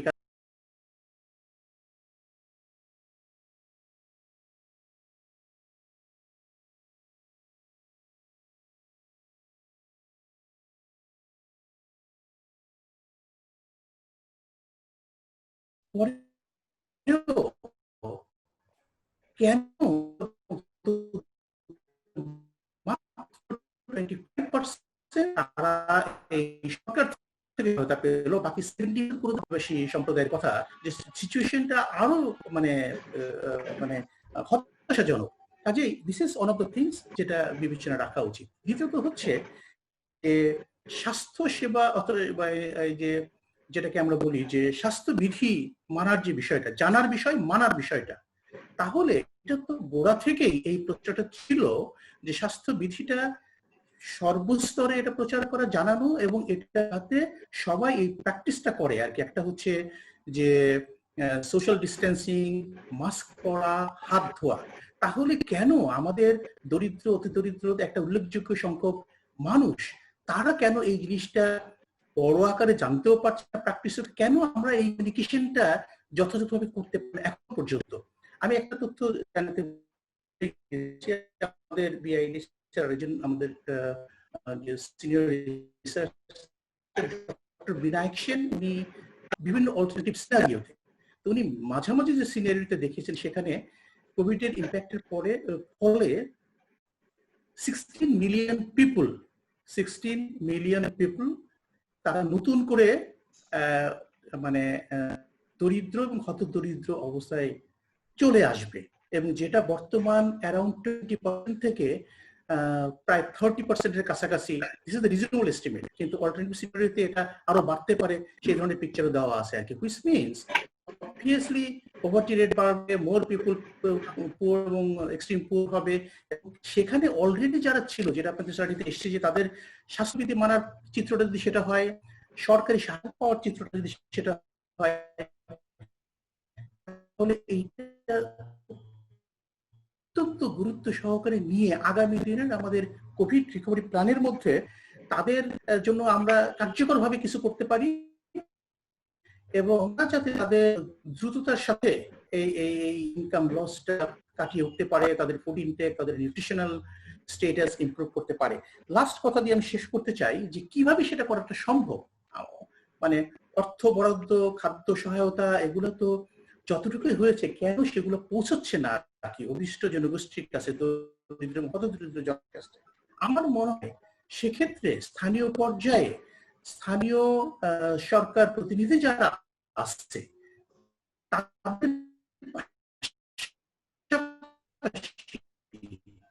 স্থানীয় কমিউনিটিস বা গ্যাপস, ল্যাপস, লিকেজ, সেগুলোকে আমরা মানে সর্বনিম্ন পর্যায়ে নিয়ে এসে আমাদের সেখানে listing of the targeted people and distribution of benefits, এবং ফুড হোক, ক্যাশ হোক, হোয়াটএভার, সেগুলো যাতে যথাযথভাবে করতে পারি, এই জিনিসটা আমার মনে খুব সিরিয়াসলি এবং রিলিজিয়াসলি করা উচিত। আদারওয়াইজ বরাদ্দ হবে, বরাদ্দ চলে যাবে, কিন্তু আমরা দেখতে পাবো যে 75% of the poor and extreme poor তারা পাচ্ছে, যারা পাচ্ছেও তারাও সেটা, আমাদের বন্ধু আরেকজন ভাই বলেছেন যে 5 কেজি চাল একটা 5-7 মেম্বারের ফ্যামিলিতে 2 দিনও যায় না আর কি। কাজে এই পুরো জিনিসটা আমার মনে হয় আমাদের কোভিড রিকভারি প্ল্যানে গুরুত্ব সহকারে বিবেচনা করা উচিত, এবং কার্যকরভাবে একটা স্ট্র্যাটেজি ওয়ার্কআউট করা উচিত, এবং ইমপ্লিমেন্টেশনটা কিভাবে হলে পরে আমরা যাদের জন্য এই কথা বলছি এবং যাদের জন্য সরকার এই সহায়তা দেওয়ার জন্য চিন্তা করছে, সেগুলো যাতে তাদের মধ্যে মানে যথাযথভাবে পৌঁছায়, সেই কথাটা অত্যন্ত গুরুত্ব বলে আমি আমার বক্তব্য শেষ করছি। ধন্যবাদ। ধন্যবাদ জনাব এস এম জুলফিকার আলী, আপনি খুব সুনির্দিষ্ট ভাবে 4টি বিষয় উল্লেখ করেছেন। একটা, নিউট্রিশনকে কেন্দ্র করে আগামী দিনে বৈষম্য বাড়তে পারে, সরকারি সহায়তা কেন পৌঁছাচ্ছে না, স্বাস্থ্যবিধি কেন মেনে চলছে না। আপনি যে পরামর্শটা দিয়েছেন সরকার ভাবতে পারে, আমরা ইতিপূর্বে আমাদের 2টি আলোচনা সভায় একই কথা বলেছি। শুধুমাত্র স্থানীয় প্রশাসন বা স্থানীয় সরকার প্রতিনিধিদের নিয়ে কমিউনিটিকে প্রভাবিত করা যাবে না। সেই ক্ষেত্রে আমরা আরেকটা শব্দ যোগ করেছি যে মতাদর্শ নির্বিশেষে সকল রাজনৈতিক দল, মানে যারাই আসলে কমিউনিটির সাথে সম্পর্ক তাদেরই। আপনি যেমন যুবকদের কথা বলেছেন, এনজিওদের কথা বলেছেন, নাগরিকদের কথা বলেছেন, তার পাশাপাশি হচ্ছে যে রাজনৈতিক নেতৃত্ব, রাজনৈতিক কর্মীরাও যদি মাঠে নামে তাহলে সচেতনতাটাও সম্ভব। আর শেষে বলবো, আরেকবার, সেটা হচ্ছে যে আপনার ওই প্রস্তাবনার সাথে একমত যে ইমিডিয়েটলি আমাদের প্রকৃত তালিকাটা খুব সুনির্দিষ্ট করা দরকার, আদারওয়াইজ এরকমই ঘটতে থাকে। ধন্যবাদ আপনাকে। এবারে আমি অনুরোধ করব ডক্টর খন্দকার গোলাম মোয়াজ্জেম, গবেষণা পরিচালক সিপিডি, ওনার পরিচয় দেওয়ার কোনো প্রয়োজন আছে বলে মনে হয় না। ডক্টর খন্দকার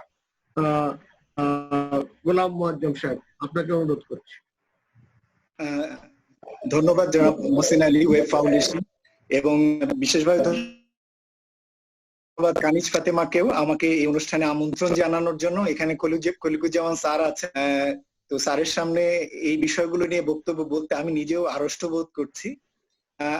আমি একই সাথে এরকম একটি গুরুত্বপূর্ণ সার্ভে করবার জন্য আমি বিশেষভাবে ধন্যবাদ জানাচ্ছি রাইট টু ফুড ইনিশিয়েটিভকে, এবং এটি করাটি খুবই একটি কার্যকর, যৌক্তিক এবং সময়োপযোগী, এবং আমরা মনে করি যে এই ধরনের উদ্যোগগুলো নিয়মিত বিরতিতে করা দরকার। আমরা আশা করব যে আপনারা এই নিয়মিত বিরতিতে চালিয়ে যাবেন। পরিস্থিতির কোন দিকে যাচ্ছে কে না যাচ্ছে সরকারেরও জানা প্রয়োজন রয়েছে, যে সরকারের সুযোগ সুবিধা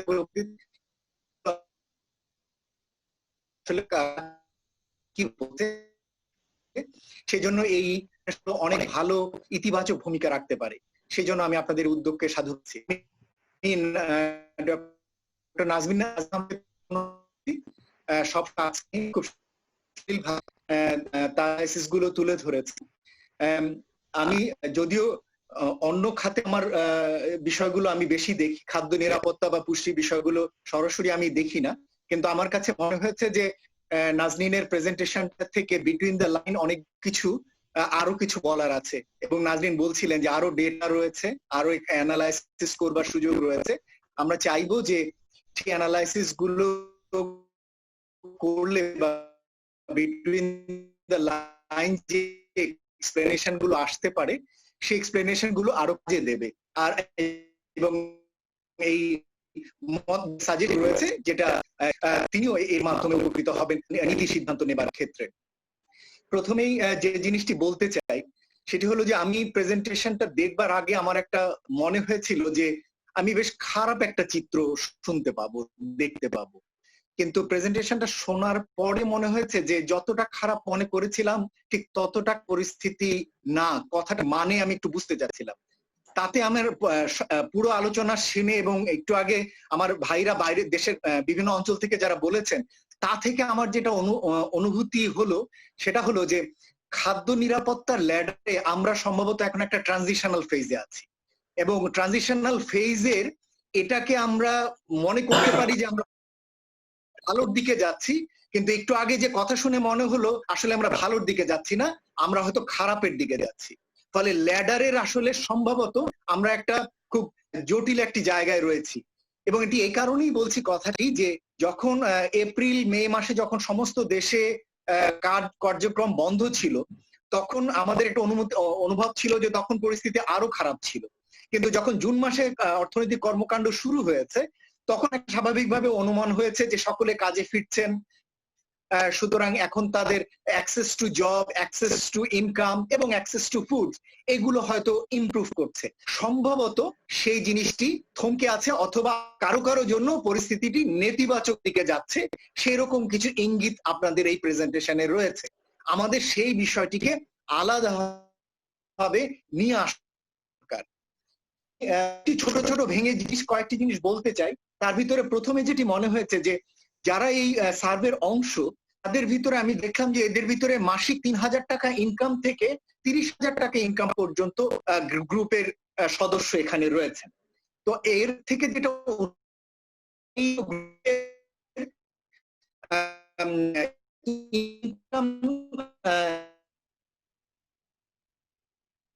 ভিন্নটাই।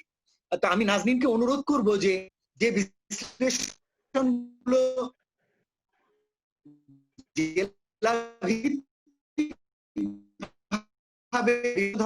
দেয়া হয়েছে এগুলো যদি আয় ভিত্তিক আকারে যদি কিছু ফলাফল আমরা দেখতে পারবো, সে খাদ্য পুষ্টি কয় বেলা থেকে করে এটা কতটুকু আমার ধারণা 30,000টা লোক পরিবারের খাদ্য দেয়া নিউট্রিশন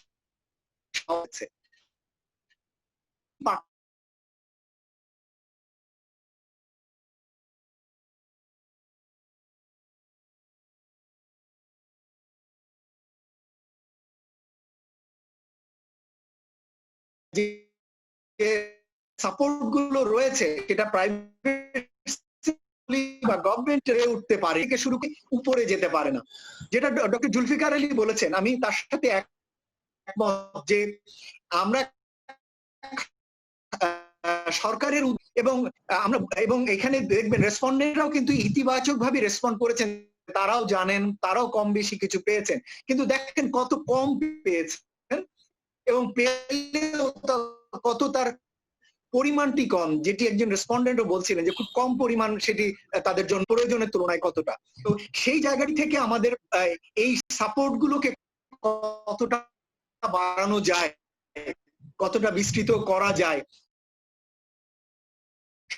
সরকারি সাপোর্ট এবং বেসরকারি খাতের যে উদ্যোগটা, সেখানে আমি একটু অনুরোধ করবো নাজিনকে, এনজিও ওভারঅল প্রাইভেটকে যদি প্রাইভেট এনজিও নন এনজিও করে দেখা যায়, তাহলে সেখান থেকে এনজিও ইনভলভমেন্টটা এটা বোঝা যাবে। আমি এদিক থেকে জনাব মহসিন আলী এবং ডক্টর জুলফিকার আলী উভয়ের সাথে এত জ্ঞান রয়েছে, এই জায়গায় এই ধরনের গোষ্ঠীগুলোর সাথে এনজিও গুলো নিয়মিত কাজ করেন। হঠাৎ করে রাজনৈতিক প্রভাবান্বিত যে বিভিন্ন গোষ্ঠীকে এখন জড়িত করে এই ধরনের সাপোর্ট মেকানিজমে দেওয়া হচ্ছে, খুব ভালো পাওয়া যাচ্ছে না।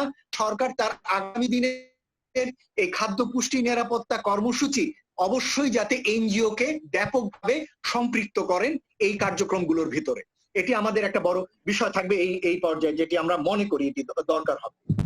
এই দিক থেকে আমাদের কাছে যেটি মনে হয়, আমরা এখানে যেহেতু মাননীয় সচিব রয়েছেন, আমরা মনে করি যে একটি কম্প্রিহেন্সিভ ডাটাবেস দরকার, যে ডাটাবেসটি শুধুমাত্র মার্জিনাল গ্রুপ বা যারা ভালনারেবল গ্রুপ দেবে না, এই পরিবারগুলোর ডাটাবেস, এই পরিবারগুলোতে কতজন শিশু রয়েছে, এই পরিবারগুলোতে প্রেগনেন্ট মাদার রয়েছে কিনা, এই পরিবারগুলোতে ল্যাকটেটিং মাদার রয়েছে কিনা, এবং এই ডাটাবেস গুলো যদি নিয়মিত আপডেট করা, আমরা জানি যে এই সমস্ত তৈরির ক্ষেত্রে যদি এনজিও কে সম্পৃক্ত করা যায়, যাদের কাছে এই ডাটাবেস বা একটা ইনরিচ ডাটাবেস হতে পারে, এবং এই ডাটাবেস প্রোগ্রাম রয়েছে, ডেইলি মিলের প্রোগ্রাম রয়েছে, আমরা জানি উইমেনদের প্রোগ্রাম রয়েছে, সোশ্যাল ওয়েলফেয়ারের যে সোশ্যাল সাপোর্ট প্রোগ্রাম রয়েছে, plus social safety net program যেগুলো রয়েছে, এইগুলোকে যদি সবগুলোকে সম্পৃক্ত করা যায় এবং এই ডাটাবেস গুলোকে যদি যুক্ত করা যায়, তাহলে অনেক বেশি কাস্টমাইজড ওয়েতে এই সাপোর্ট গুলো পৌঁছানো যাবে।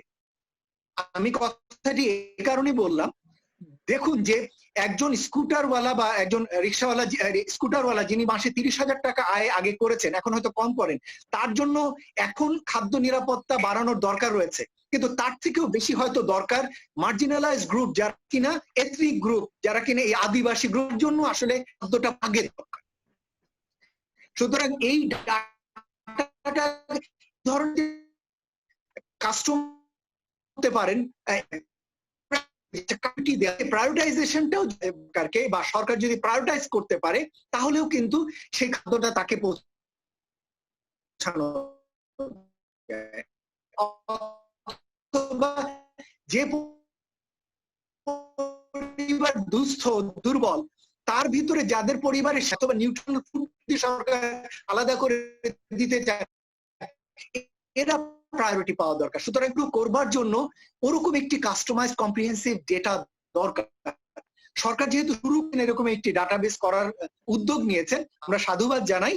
এই ডাটাবেসটিকে আরো ব্রড বেস করা এবং এই ডাটাবেসটিকে রেগুলার আপডেট করা, এবং তার ভিত্তিতে বিভিন্ন ধরনের যখন সাপোর্ট গুলো নেওয়া হবে, সেটা শুধু ভিজিডি ভিজিএফ বা না, এর সাথে ওএমএস অথবা এনজিওরাও যদি বিভিন্ন সাপোর্ট সরকারের, সেটিও আসলে এখানে ব্যবহার করার সুযোগ রয়েছে বলে আমরা মনে করি। মোট কথা যে যৌক্তিক আন্দোলন, এটা অবশ্যই এই জায়গা থেকে আমাদের সকলের জন্য খাদ্য নিরাপত্তার জন্য উদ্যোগ নেওয়া দরকার। কিন্তু পাশাপাশি এই সীমাবদ্ধতাটাও আমরা জানি যে সরকারের এতটা বড় প্রোগ্রাম নেবার মতো এখন আর্থিক সামর্থ্য হয়তো নেই। তাহলে যদি না থাকে তাহলে যিনি পাওয়া দরকার, যার প্রাধিকার দরকার, কেন অন্তত আগে পা সেইভাবে, অর্থাৎ রাইট টু ফুডের অ্যাপ্রোচের ভিতরে প্রায়োরিটাইজেশন, সিলেকশন, টার্গেটিংটা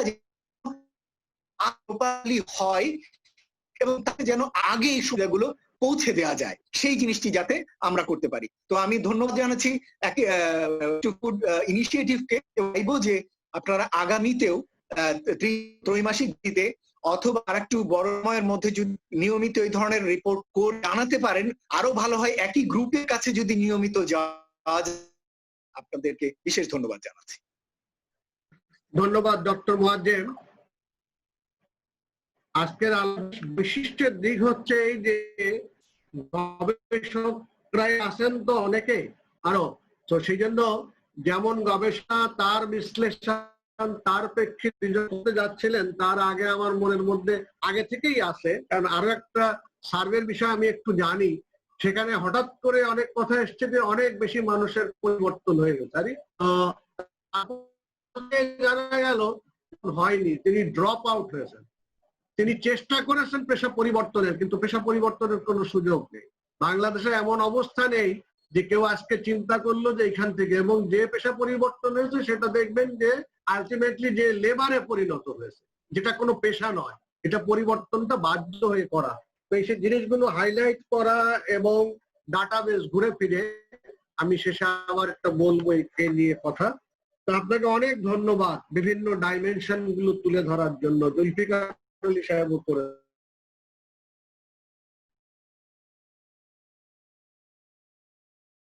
এবার মাননীয় প্রধান অতিথির কাছে যাওয়া, কারো কি মিডিয়ার কারো কি কোনো প্রশ্ন আছে?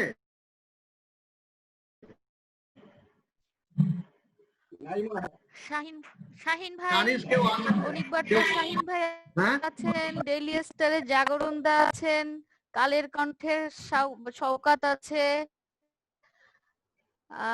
সমকাল আছে, যুগান্তর আছে। কারোর কি কোনো প্রশ্ন আছে শাহিন ভাই?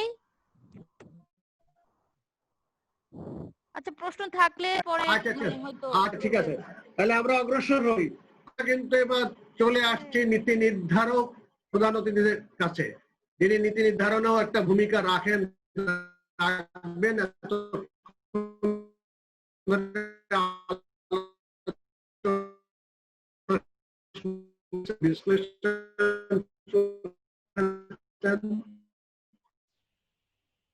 আবার গবেষক, আমি এবার অনুরোধ করবো প্রধান অতিথি পারবো। ধন্যবাদ। খাদ্য অধিকার বাংলাদেশ কর্তৃক আয়োজিত করোনা ভাইরাস খাদ্য ও পুষ্টি পরিস্থিতিতে প্রভাব ও করণীয় শীর্ষক গবেষণার ফলাফল সিমিনেশনের জন্য আয়োজিত আজকের এই অনুষ্ঠানের মাননীয় সভাপতি কাজী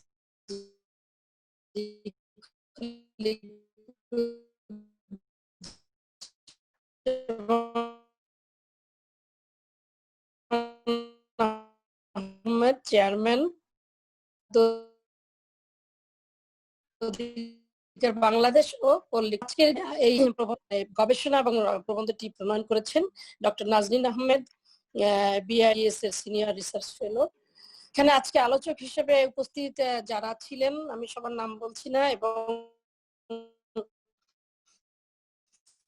বিভিন্ন এখানে আলোচনায় অংশগ্রহণ করেছেন যারা রাইট টু বাংলাদেশ, খাদ্য অধিকার বাংলাদেশের সম্মানিত প্রতিনিধি, বিভিন্ন প্রিন্ট ও ইলেকট্রনিক মিডিয়ার সম্মানিত কর্মীবৃন্দ এবং আমাদের বিভিন্ন গবেষণা প্রতিষ্ঠানের সম্মানিত গবেষকবৃন্দ, সবাইকে আমার সালাম এবং শুভেচ্ছা জানাচ্ছি। বেসিক্যালি আজকে যে জিনিসটি আমরা এখানে উপস্থাপন করলাম, আমার মনে হয় যে আমরা করোনা প্রেক্ষাপটের আগে, মানে বিশেষ করে মানে প্রিভিয়াস কন্ডিশনে যেটা অবস্থায় ছিলাম, আমরা অনেক কিছু তখন বলতে পারতাম। আমরা আজকে উন্নয়নের মহাসড়কে এসেছি, আমরা মধ্যমায়ের দেশে উপনীত হওয়ার পথে, এসডিজি বাস্তবায়নে। একটু পরে দিত। এসডিজি বাস্তবায়নে আমরা অনেক দূর এগিয়েছি, অনেক কিছুই বলা ছিল, কিন্তু আসলে আজকের এই গবেষণা ফলাফল উপস্থাপনের পর আমি নিজেও কিন্তু কি বলবো খেয়ে হারিয়ে ফেলছি বলা যায়। বিশেষ করে এখানে যে গবেষণা প্রবন্ধটি উপস্থাপিত হয়েছে 834 জন রেসপন্ডেন্টকে নিয়ে, এবং সেখানে নারী পুরুষ উভয় ছিল যারা নিজেরাই ইনকাম করেন, এবং তাদের যে মানে ডাটা এখানে আজকে গবেষণার যে ফলাফল উপস্থাপন করা হলো, এখানে খুব যদি জিস্ট আমরা বলতে চাই তাহলে দেখি যে প্রায় 98.6, তার মানে 100%ই বলতে পারি যে তারা জীবিকা মানে ক্ষতিগ্রস্ত হয়েছে। আর অন্যদিকে আমরা বলছি যে প্রায় 72% মানুষ যারা প্রয়োজনীয় পরিমাণ খাদ্য পায়নি। আর অন্যদিকে আমরা বলছি যে আমরা সরকারি বেসরকারি যে সহায়তা আমরা করোনা কালে দিয়েছি সেটি হচ্ছে 50%, মানে গভর্নমেন্ট সহায়তা 50% হলো মানে তাদের কাছে পৌঁছেছে, এবং বাকিরা আসে 50% ক্ষতিগ্রস্তদের কাছে পৌঁছেছে, আর বাকিরা হয়তো বা অন্য উৎস থেকে পেয়েছেন। সব মিলায় আসলে আমরা প্রথমে যখন করোনা আমাদের দেশে আসলো সে 8ই মার্চ, মাননীয় প্রধানমন্ত্রী 25শে মার্চ একটি জাতির উদ্দেশ্যে বক্তব্য দিয়েছিলেন। আমরা কিন্তু কোন রকম গবেষণা ছাড়াই মাননীয় প্রধানমন্ত্রী তার যে বক্তব্য সেখানে কিন্তু উনি বলেছিলেন যে বহু লোক কর্মহীন, বহু লোকের মানে তারা তাদের ইনকাম কমে যাবে, তারা কাজ হারিয়েছে, এবং বিশেষভাবে আসলে যারা ভাসমান ছিল, যারা এই ধরনের আজকে যে গবেষণাটি করা হয়েছে তাদের নিয়ে, তাদের কথাই কিন্তু আমরা মেইনলি মাননীয় কর্ম থাকবে না। যারা বাসা বাড়ি আছেন, যারা বিউটি পার্লারে কাজ করেন, যারা রিক্সা পোলার, লকডাউন ছুটি ছিল, সেক্ষেত্রে তাদের তো ইনকাম থাকবে না, এটা স্বাভাবিক। এটা কিন্তু আসলে আমি মনে করি যে গবেষণা ছাড়াই মাননীয় প্রধানমন্ত্রীর নির্দেশে সরকার সিদ্ধান্ত নিয়ে তাদের আনুমানিক একটা হিসাব ধরে মাননীয় প্রধানমন্ত্রী বলেছিলেন যে 5 কোটি পরিবারকে খাদ্য সহায়তা দিতে হবে, এবং আমার বিশ্বাস যে সেই 5 কোটি পরিবার খাদ্য সহায়তা পেয়েছে। যেমন আমাদের খাদ্য মন্ত্রণালয়ের মাধ্যমে আমরা ওএমএস দিয়ে থাকি, ওএমএস এ আমরা 13 লক্ষ পরিবারকে আমরা ওএমএস দিয়েছি 10 টাকা কেজি চাল, মাসে 20 কেজি করে। অন্যদিকে আমরা স্পেশালি মানে অন্য সময় যেটা রেগুলার প্রোগ্রামের কথা আপনারা জানেন, আমি স্পেশালি করোনা কালের প্রোগ্রামে আমরা 50 লক্ষ পরিবারকে 1 মাসের খাদ্য সহায়তা দিয়েছি, মাসে 30 কেজি করে চাল। আর জিআর সহায়তা কিন্তু মানে যারা অবশিষ্ট যারা ছিল, যাদেরকে তালিকাভুক্ত করা হয়েছিল, সবার কাছে জিআর 20 কেজি করে পৌঁছেছে, প্লাস তাদের যে আপনারা বলেছেন যে মা শিশুদের জন্য, বিশেষভাবে শিশুদের জন্য গুঁড়া দুধ, তারপরে যে পুষ্টি প্যাকেজ যেটা আমাদের এফএও তৈরি করে দিয়েছিল, সেটাও কিন্তু ত্রাণ মন্ত্রণালয় বিতরণ করেছে। এখন প্রশ্ন হচ্ছে যে সবার কাছে পৌঁছেনি যাদের এটা প্রাপ্য ছিল। আসলে খাদ্য অধিকার বলতে আমরা যেটা বুঝি বা খাদ্য নিরাপত্তা নিশ্চিত করাটাই হলো খাদ্য অধিকার নিশ্চিত করা। তো আমরা জানি যে যার খাদ্য নিয়ে কোনো চিন্তা করাই প্রয়োজন হবে না, আমরা যদি সত্যিকারের খাদ্য নিরাপত্তা বলতে সেটাই বুঝি যে খাদ্য নিয়ে আমার কোনো চিন্তা থাকবে না। আমরা সেই সিচুয়েশন করতে পারি নাই, কিন্তু আমাদের হিসাবে যে পরিমাণ লোক কর্মহীন বা তাদের যে কর্ম কমে গিয়েছিল, যাদের মানে এর মধ্যে তো অনেকে আছে যে কর্মহীন হয়ে বাড়িতে গিয়েছে, তাদের সেখানে হয়তো ইনকামের একটা ব্যবস্থা আছে, ইনকাম না থাকলেও পারিবারিক অবস্থা ভালো আছে। ভালনারেবল গ্রুপ যারা আছেন, এইটা ক্যাটাগরিক্যালি কিন্তু আমরা বারবার উচ্চারণ করেছি। এখানে বেদ আছে, তারপরে আপনার হিজড়া, তারপরে রিক্সা পুলার, মানে দোকান যারা হোটেল কর্মচারী, একটা হয়তো মা কাজের বুয়া হিসেবে একটা বাসায় কাজ করছে, তার সন্তানটি হয়তো একটা গাড়ির হেল্পার ছিল, কিন্তু সে গাড়ির হেল্পারই করে আর বাসা বাড়ির গৃহকর্ম করে তার হয়তো সংসারটা চলতো, কিন্তু মার গৃহকর্ম তখন নাই, মানে হেল্পারের কাজটাও নাই। সুতরাং তার আসলেই খুবই ভালনারেবল অবস্থা, এবং তার পক্ষে আমরা যদি 20 কেজি করে চাল দিয়েও থাকি, শুধু 20 কেজি চালে কিন্তু আসলে জীবন চলে না, এটা আমরা বুঝি। এখানে তার নগদ অর্থ প্রয়োজন। আমরা যাদেরকে নগদ অর্থ দিয়েছি তাদেরকে কিন্তু আমরা চাল দিই, মানে আমরা একটা রেশনিং করে দিয়েছি। যেমন 10,40,000 নারীরা আমাদের ভিজিডি পেয়ে থাকেন, তাদেরকে কিন্তু আমরা ওএমএস এর কার্ড দিই। আবার যারা আমার খাদ্য বান্ধবের যে 50 লক্ষ পরিবার পান, তাদেরকে কিন্তু আমরা অন্য কার্ড দিই নাই, তবে জিআর যারা একেবারে মানে অসহায় দরিদ্র তারা সবাই ওপেনলি পেয়েছে এবং এখানে আমরা কোনো রেস্ট্রিকশন করি নাই। এছাড়া যে আমাদের বিভিন্ন সরকারের যে বিভিন্ন ধরনের যে সেফটি নেট প্রোগ্রামে যা যা ছিল, সোশ্যাল সিকিউরিটি প্রোগ্রামে যেমন মান্থলি যেটা তার পাওয়া, মানে মুক্তিযোদ্ধা ভাতা, তারপরে প্রতিবন্ধী ভাতা, এরপরে মা ও শিশুদের যেটা ল্যাকটেটিং মাদারের যেটা, তারপরে সমাজসেবা মানে সমাজ কল্যাণ মন্ত্রণালয় অনেকগুলো ভাতা দিয়ে থাকেন এবং প্রাইমারি স্কুলের সবগুলাই কিন্তু মাননীয় প্রধানমন্ত্রীর নির্দেশে আমরা এই 3 মাস পরিচালনা করেছি। সেক্ষেত্রে আমার হিসাবে যদি আমরা আরো একটু ব্যাপকভাবে রিসার্চ মানে আমি যদি আরো রেসপন্সিভ ডাটা নিতে পারি যে 834 এর পরিবর্তে আরো একটু মানে ব্রড লেভেলে আমরা ডাটা কালেকশন করতে পারতাম, তাহলে হয়তোবা চিত্রটি ভিন্ন রকম হতে পারত। তবে আমি মনে করি যে সেক্টর অফ পপুলেশনের কাছ থেকে ডাটা নেওয়া হয়েছে এবং এইটা অ্যানালিসিস করা হয়েছে তাদের জন্য এটা কিন্তু খুবই সঠিক বলে আমার মনে হচ্ছে। কারণ আসলেই পুষ্টি সমৃদ্ধ খাবার 3 বেলা খাওয়া সেটা মানে এই ধরনের ভালনারেবল গ্রুপের জন্য খুবই ডিফিকাল্ট, যেখানে মানে অনেক সময় নিম্ন মধ্যবিত্তরাও কিন্তু এটা খেতে পারে না, এমনকি মধ্যবিত্তরাও আমাদের থাকলেও আমরা অনেক সময় ব্যালেন্স ডায়েট নিতে পারি না। তো সেক্ষেত্রে আমার মনে হয় রিসার্চ ফাইন্ডিং যেটা আছে এটি বাংলাদেশের প্রেক্ষাপটে আমাদের এটা অবশ্যই অ্যাকসেপ্টেবল। এবং আপনারা যেটা বলেছেন যে একটি যেমন আমাদের সংবিধানের মানে সবচেয়ে স্বীকৃত বিষয় যে খাদ্য অধিকারটা নিশ্চিত করতে হবে, খাদ্য এবং পুষ্টি স্তর উন্নয়নের জন্য সংবিধান কিন্তু আপনার অঙ্গীকার করা আছে। সেক্ষেত্রে আমরা আসলে ওই সাংবিধানিক অধিকারটা যে পূরণ করার জন্য যতটুকু অগ্রসর হওয়া দরকার সেটি আমরা এখনো করতে পারিনি, এটা আমরা জানি। আমরা পুষ্টির জন্য তাদেরকে ফর্টিফাইড রাইস দিচ্ছি, কিন্তু শুধু ফর্টিফাইড রাইস দিয়ে তো তার পুষ্টির অধিকারটা নিশ্চিত হবে, তার পুষ্টির যে পূরণ হবে না। এখন আমাদের যে স্টান্টিং যেটা আছে, যেটি ম্যালনিউট্রিশন আছে, মা ও শিশুদের মধ্যে যে পুষ্টিহীনতা আছে, সেটার জন্য আসলে আমাদের অনেক কাজই করতে হবে। আর আমরা যেটা খাদ্য মন্ত্রণালয় যেটা করি, আমি যেটা আমার কাছে মনে হয় এখানে বসে যে আমরা হয়তো বা চাল এবং আটা এটিকে আমরা বলি যে খাদ্য নিরাপত্তা নিশ্চিত করছি, এটি আমরা ভালনারেবল গ্রুপ যারা 2 বেলা খাবার কিনতে পারে না তাদেরকে কিন্তু আমরা দিচ্ছি। এর সাথে সাথে আমরা মানে আমাদের যে nutrition sensitive country investment plan করে সরকারের বিভিন্ন মন্ত্রণালয় 18টি ডিপার্টমেন্ট তাদেরকে কিন্তু আমরা মানে পার্সু করছি, অ্যাডভোকেসি করছি যে তাদের যে সমস্ত অ্যাকশন প্ল্যান গুলো নিবে, প্রজেক্ট গুলো নিবে, সেখানে যেন নিউট্রিশন সেনসিটিভ প্রজেক্ট থাকে বা অ্যাকশন থাকে, সেটা আমরা মানে করছি। এবং এখানে একজন কথা বলেছেন কর্পোরেশন মনে হয়, ওনারা বলেছেন যে আমাদের মাস প্রকল্পের মাধ্যমে মিটিং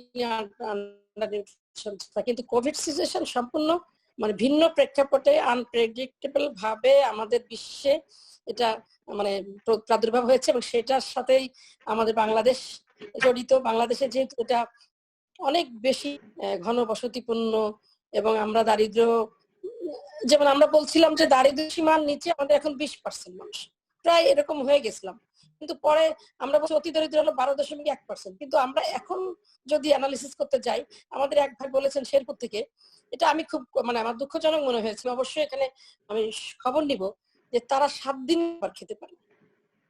এবং অনেক মানুষ যে দারিদ্র সীমার নিচে চলে যাবে সেটা স্বাভাবিক, কারণ আমাদের যাদের পভার্টি এলিভেশন হচ্ছিল তাদের যে ইনকামের উপর ভিত্তি করে হচ্ছিল সেই ইনকামের সোর্সটা এখন নাই। সুতরাং এই আমার মনে হয় এই বিষয়ে গবেষণাটা আরো ব্যাপকভাবেই করা উচিত। আমি মনে করি এইটা যেটি আমরা প্রাথমিক রিপোর্ট যেটি পেয়েছি এটি অবশ্যই মানে আমি মনে করব যে এটা অবশ্যই যুক্তিসঙ্গত, গ্রহণযোগ্য, এবং উনি শর্ট টাইমে এটা করেছেন, প্রথমে উনি বলেছেন। এবং আমার মনে হয় এটা রিপ্রেজেন্টেটিভ না হলেও একটা সেক্টরের পপুলেশনের কাছে এটা রিপ্রেজেন্টেটিভ। ওভারঅল বাংলাদেশের জন্য হয়তোবা এটা নাও হতে পারে, যেহেতু এখানে খুব মিনিমাম একটা স্যাম্পল সাইজ নেওয়া হয়েছে।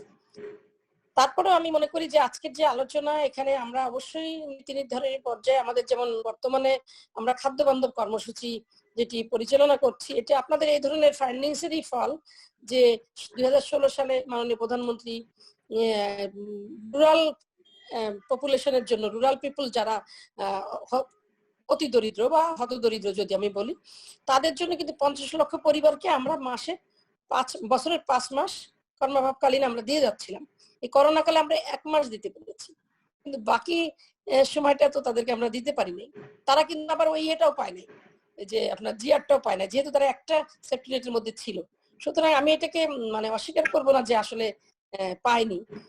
আমরা আমাদের যদি কাভারেজটা বাড়াতে পারতাম তাহলে হয়তো বা আরো মানুষকে এখানে আনতে পারতাম। তবে আমরা যেটা করেছি সেটা হলো যে সিটি কর্পোরেশন এরিয়া এবং পৌর এলাকায় আমরা স্পেশাল ওএমএস, যেটা 10 টাকা কেজি চাল 20 কেজি করে মান্থলি আমরা এটা দিয়েছি কার্ডের ইয়েতে।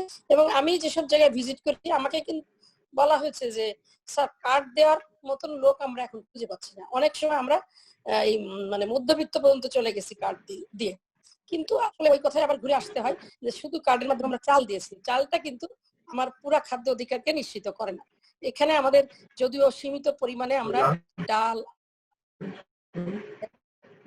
আমাদের জীবিকা পাচ্ছিলেন না, সবজি আমরা আমাদের ফুড ইয়েতে বাস্কেটে আমরা দিয়েছি, তারপরে অনেক জায়গায় আমরা তেল, তারপরে এ ধরনের অন্যান্য আইটেম, বেবি ফুড এগুলো দেওয়া হয়েছে। তবে সেটি পর্যাপ্ত না, এটা আমিও হয়তো স্বীকার করি যে আসলে আমাদের প্রয়োজনের তুলনায় হয়তো এটা অপ্রতুল।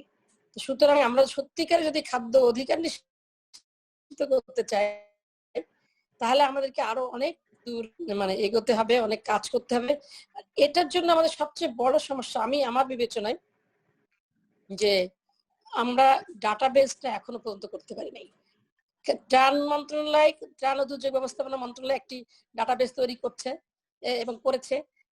আপনারা জানেন যে সেটি মোবাইল ব্যাংকিং এর মাধ্যমে সরাসরি 2500 করে টাকা দেওয়ার জন্য, কিন্তু ওইটাও আমরা মাননীয় প্রধানমন্ত্রী এটা উদ্বোধন করেছেন এবং আমাদের খুব আশাবাদী ছিলাম যে সবার কাছে 2500 টাকা করে পৌঁছে যাবে।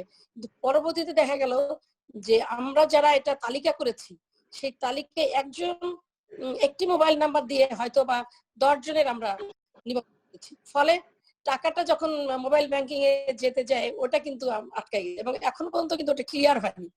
পরবর্তীতে এটা কি করা হয়েছে, সেই লোকগুলোকে এনে তাদেরকে সরকারি ভাবে বিভিন্ন ভাবে রেজিস্ট্রেশন করায় নতুন সিম, আমরা সেই টাকাগুলো এখন ডিসবার্স করছি।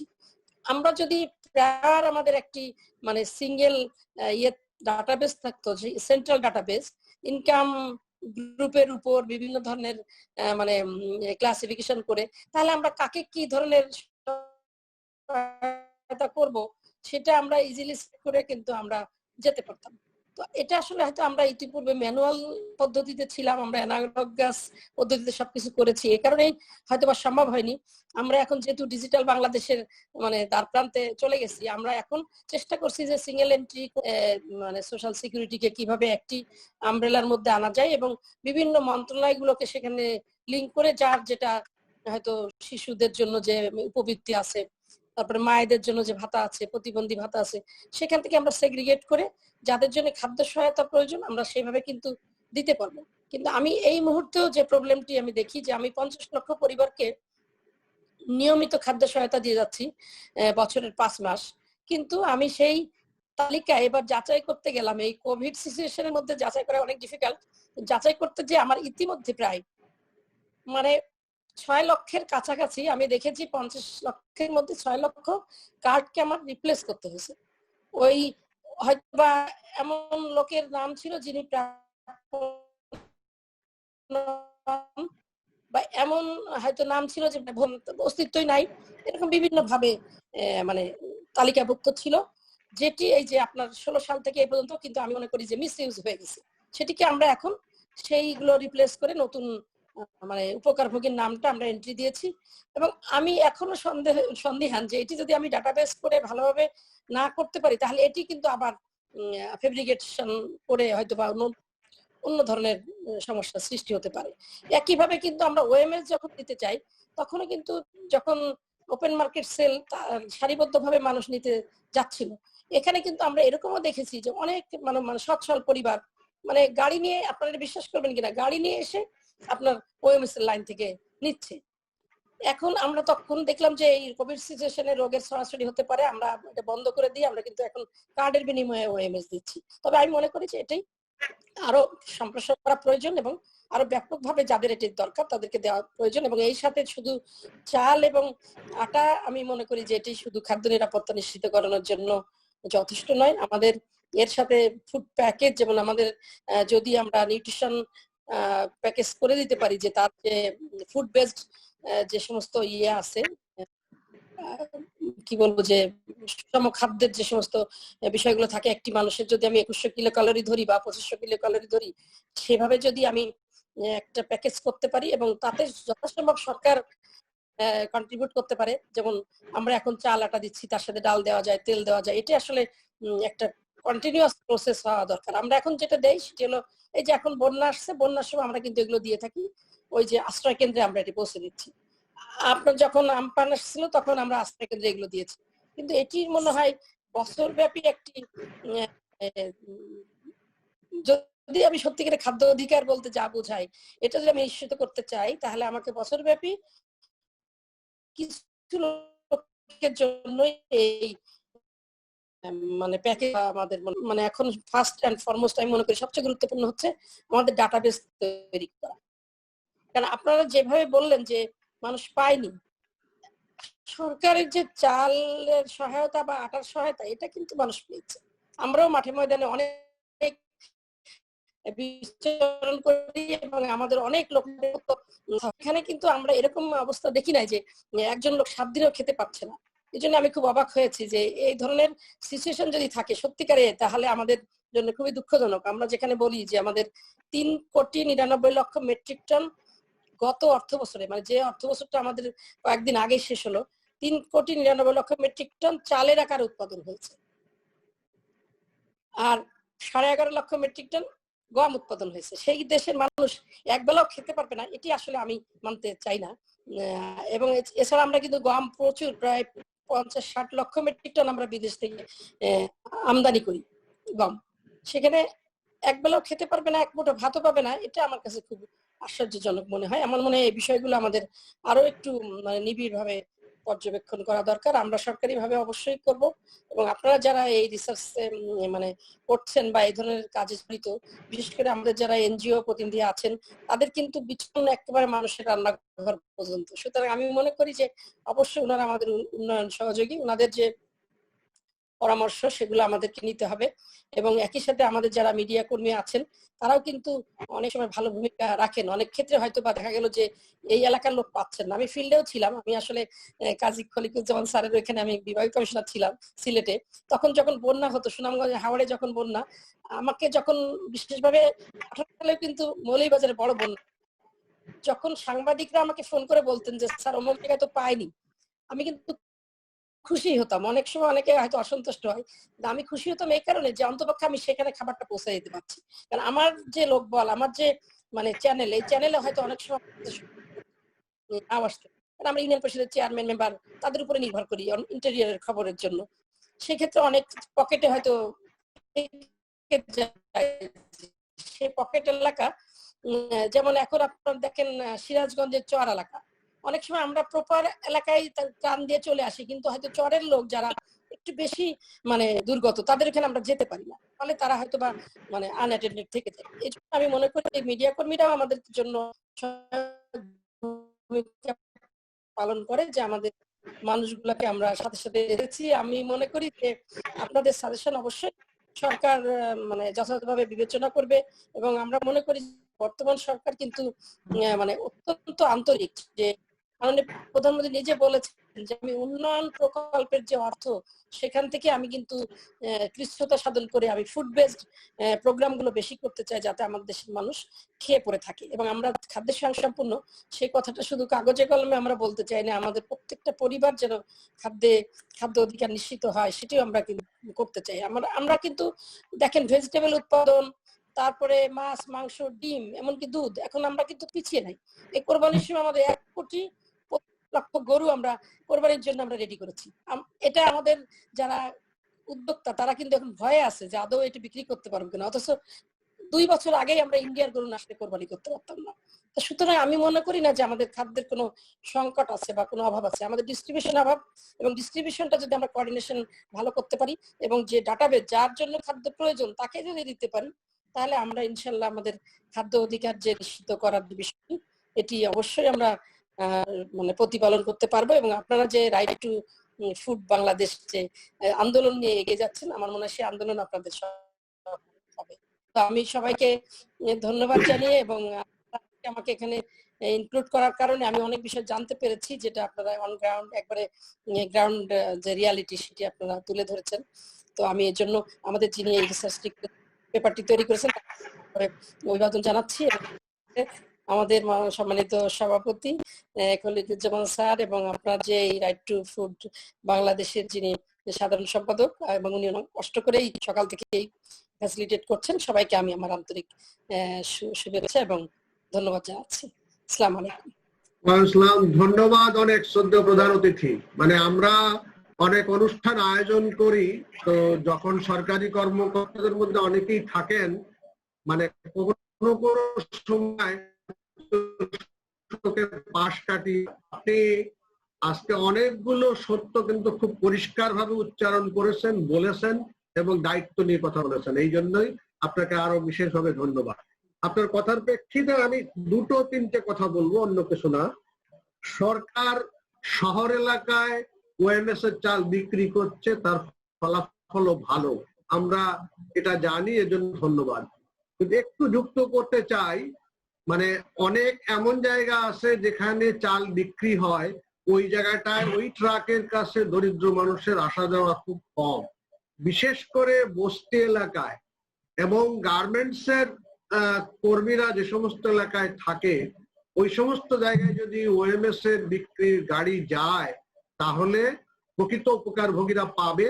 এবং এখন যেটা বলছে যে কেউ কেউ যে মানুষ পাচ্ছে না নেওয়ার জন্য, বোধ হয় ওইটা একটু ভালো হবে আর কি। আপনার প্রতি আমার এটা একটা আহ্বান। আর মূল কথাটা কিন্তু আপনি বলেছেন, আমাদের দেশের নাগরিক সমাজ বলেন, গবেষণা সংস্থা বলেন, আমরা সবাই বলে আসছি সরকারের বরাদ্দ আছে, মাননীয় প্রধানমন্ত্রীর ঘোষণা আছে, ইচ্ছা আছে, কিন্তু প্রকৃত দাবিদারদের কাছে আসলে সহায়তা অনেক ক্ষেত্রে পৌঁছাচ্ছে না। তো সেজন্য ডাটাবেজ, আমরা একটা কথা বলেছিলাম কোভিড এর পর খাদ্য অধিকারের প্রথম অনুষ্ঠানে, এখন কিন্তু একটা পরিবেশ সৃষ্টি হয়েছে, সেটা হচ্ছে যে পক্ষপাতিত্ব করে না একদম মানুষটা বলবো না, কিন্তু বড় সংখ্যক মানুষই পক্ষপাতিত্ব করার বিরুদ্ধে কথা বলার একটা সুযোগ নেয় বা বলে এখন।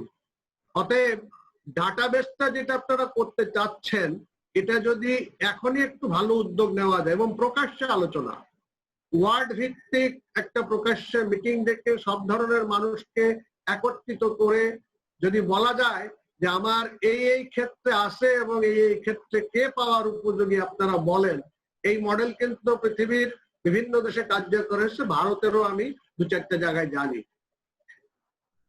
এমন নয় যে আমাদের এই কথাটাই শুনতে হবে, আপনি পর্যালোচনা করেন, আপনারা উদ্যোগ নেন, কিন্তু ডাটাবেসটা যত দ্রুত সম্ভব যদি করা যায় অনেকগুলো সমস্যার সমাধান হবে, বিশেষ করে দুর্নীতি, ট্রান্সপারেন্সি, আপনি যেটা বলেছেন আর কি।